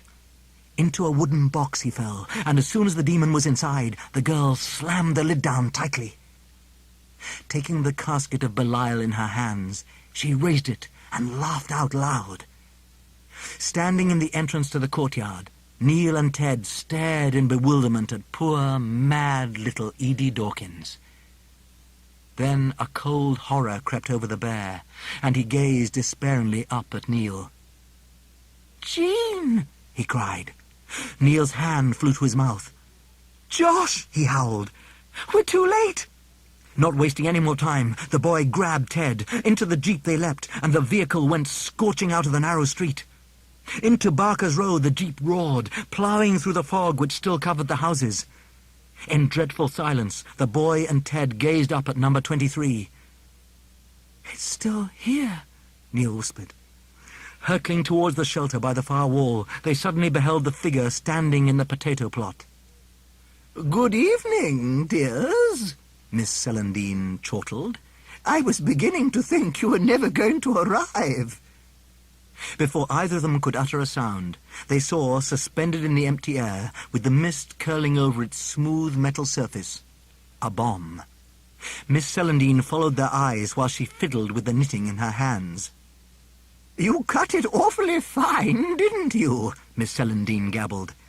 "When 10 minutes had gone by, I nearly despaired. I mean, there's so little of it left." Only then did Ted notice what she was doing. Miss Celandine had removed the needles from her knitting and was busily unravelling the stitches. "Wait a minute," the bear cried. "You mean that deadly can of beans a-dangling there can only stay up as long as that knitting holds out?" "Well, naturally," she tittered. Frantically, Ted ran to the shelter and called Neil over. "You better get Jean out of there, and quick," he told him. "That screwball's web's nearly undone. Take her and Danny to the warden's post." As Neil clambered into the trench, Miss Celandine piped up behind him. "Hurry! The gateway will be here presently." "Go on," Ted urged. "And hey, Neil, you did real good back there. I'm proud of you. If I'd ever had a son, I wish he'd been like you." Hastening into the dank Anderson shelter, Neil found Jean and her son fast asleep. "Wake up!" he cried, shaking them roughly. "Neil?" Jean muttered. "What's the matter? Is it Angelo?" "Yes," the boy found himself saying. "He wants you to go to him." But the raid's still on. Where is he? In the warden's hut. Worriedly, the woman shook her head.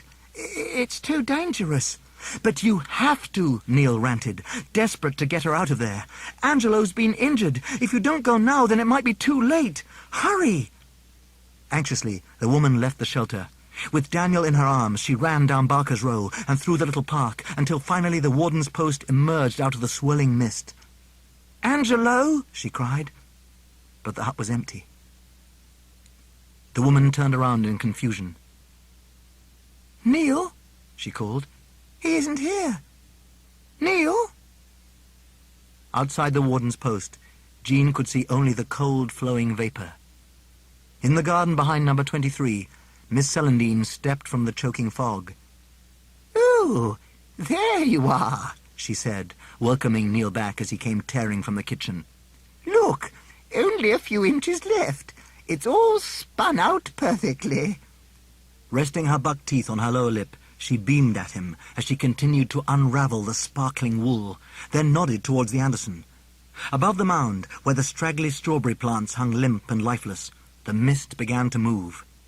Gently at first, the dense, milky haze rippled and turned. Then it began to revolve more violently, until the air itself was twisting and wheeling. Through the torn vapours, a raging vortex whipped into existence, and from its black heart, vivid bolts of lightning came crackling over the garden. As the violet glare played over Neil's face, he heard the piteous howls of a small child. "Josh!" he shouted excitedly. Within the twisting helix, a pyjama-clad figure appeared, rocketing through the darkness at an incredible speed. With a terrific shower of sparks, he was flung over the fiery threshold. The 4-year-old's screams were brusquely silenced when he landed amongst the strawberry plants. "Josh!" Neil cried, lurching forward. "Keep back!" a harsh, savage voice suddenly snapped. Reaching from the shadows, a scratched and bloody hand made a grab for the youngster's arm, and Josh was dragged backwards. "No!" Neil bawled. Wrenching the boy to his feet, Kathleen Hewitt held a jagged piece of broken glass to his throat. "If anyone makes a move," she warned, the garish purple flames of the gateway reflected in her mad, staring eyes, "then we all get to see what little boys are really made of." Snarling, she glanced up at the twisting vortex and pressed the glass to Josh's skin. "What is that?" she demanded.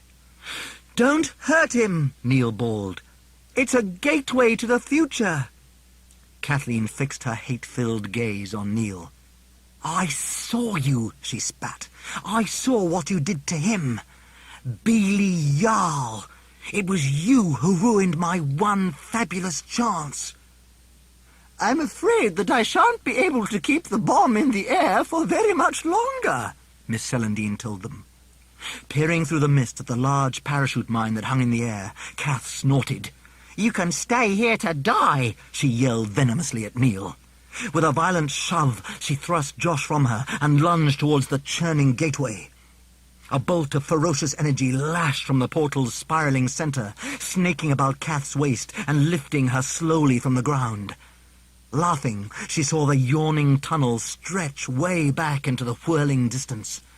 Suddenly, onto the Anderson shelter leapt a small figure that raced through the tangle of withered plants, screaming shrilly. Kath turned at the shrieking interruption, and there was Edie Dawkins. Removing something from around her neck, the fey girl threw it at her, and without thinking, Kathleen caught it automatically. Then it was her turn to scream. The incendiary burst into flame as white-hot phosphor splashed over the woman's arms and body. Writhing in torment, her face and hair blazing, Kathleen Hewitt went spinning into the future, illuminating the dark depths of the gateway. Neil ran over to Josh and hugged him tightly. "Quick," Miss Celandine urged. "You must follow her." Neil took his brother's hand and prepared to leap. Then he whisked around. "Where is Ted?" the boy shouted. Miss Celandine turned her toothy smile on him and sighed. "Edward is not fated to return with you," she said gently.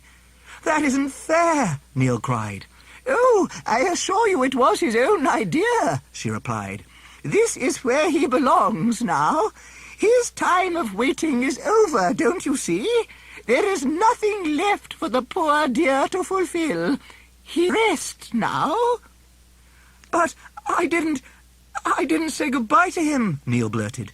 I didn't tell him. Miss Celandine peered at the meagre line of knitting in her fingers. The final roux, she said. With tears brimming in his eyes, Neil turned back to the gateway. Suddenly, he and Josh were snatched by the lightning and went hurtling through the darkness. Leisurely unpicking the wool, Miss Celandine raised her eyebrows at the figure standing on the Anderson. "Will you come with us?" she invited. "All of this, the gateway, my weaving, it was entirely for your benefit after all."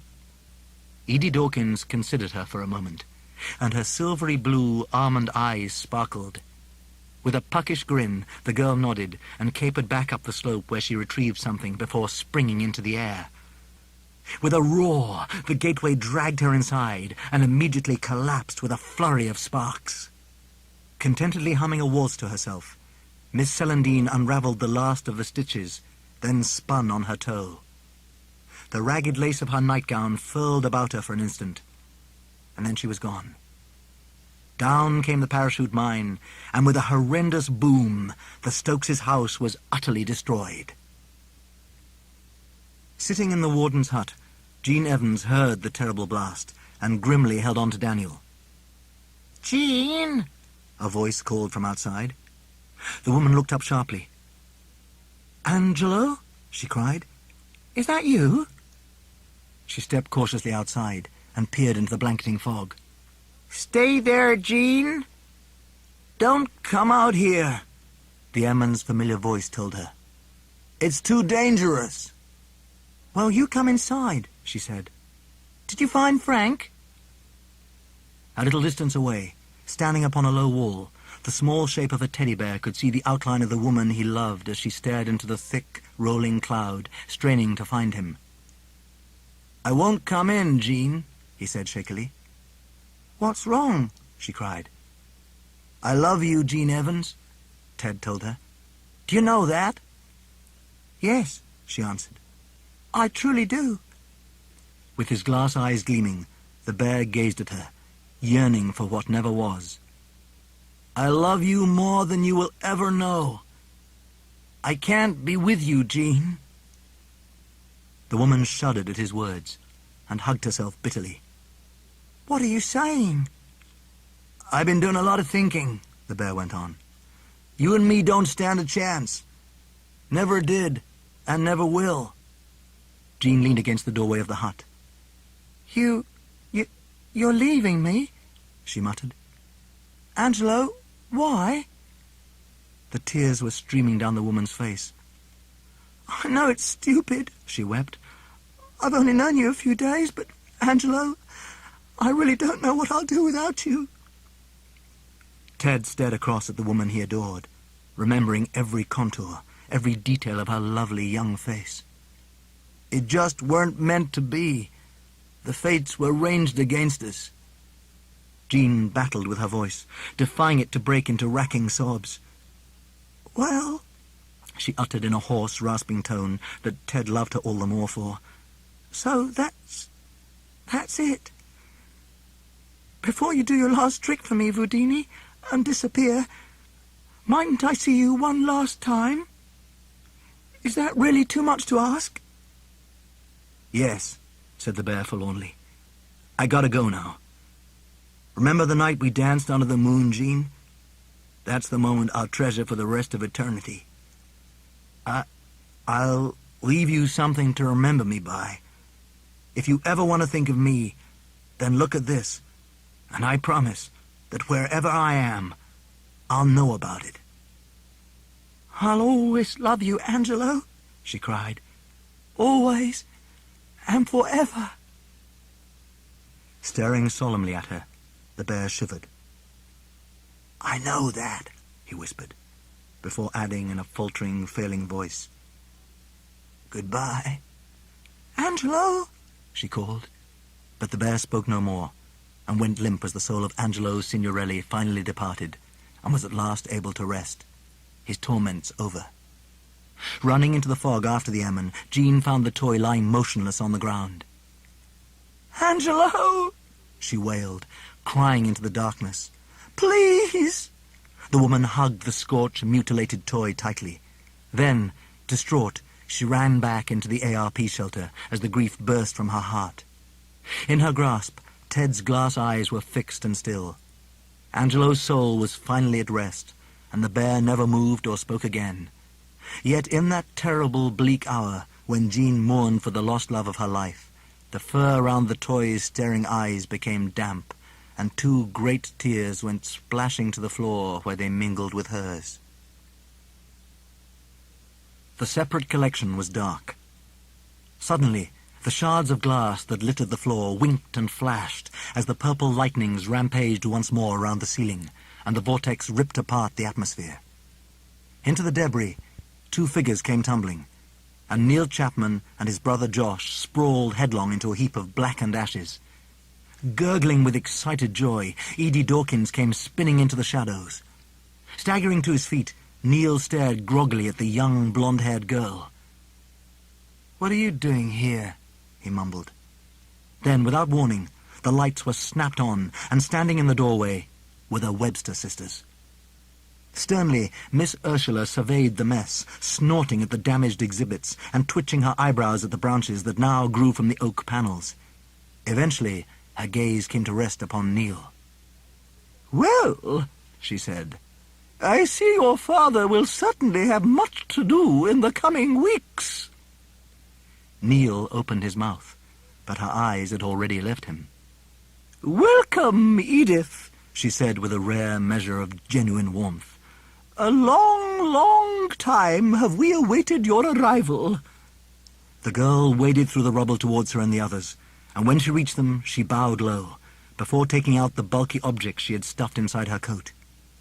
Reverently, Edie Dawkins lifted the casket of Belial and gravely presented it to Miss Ursula.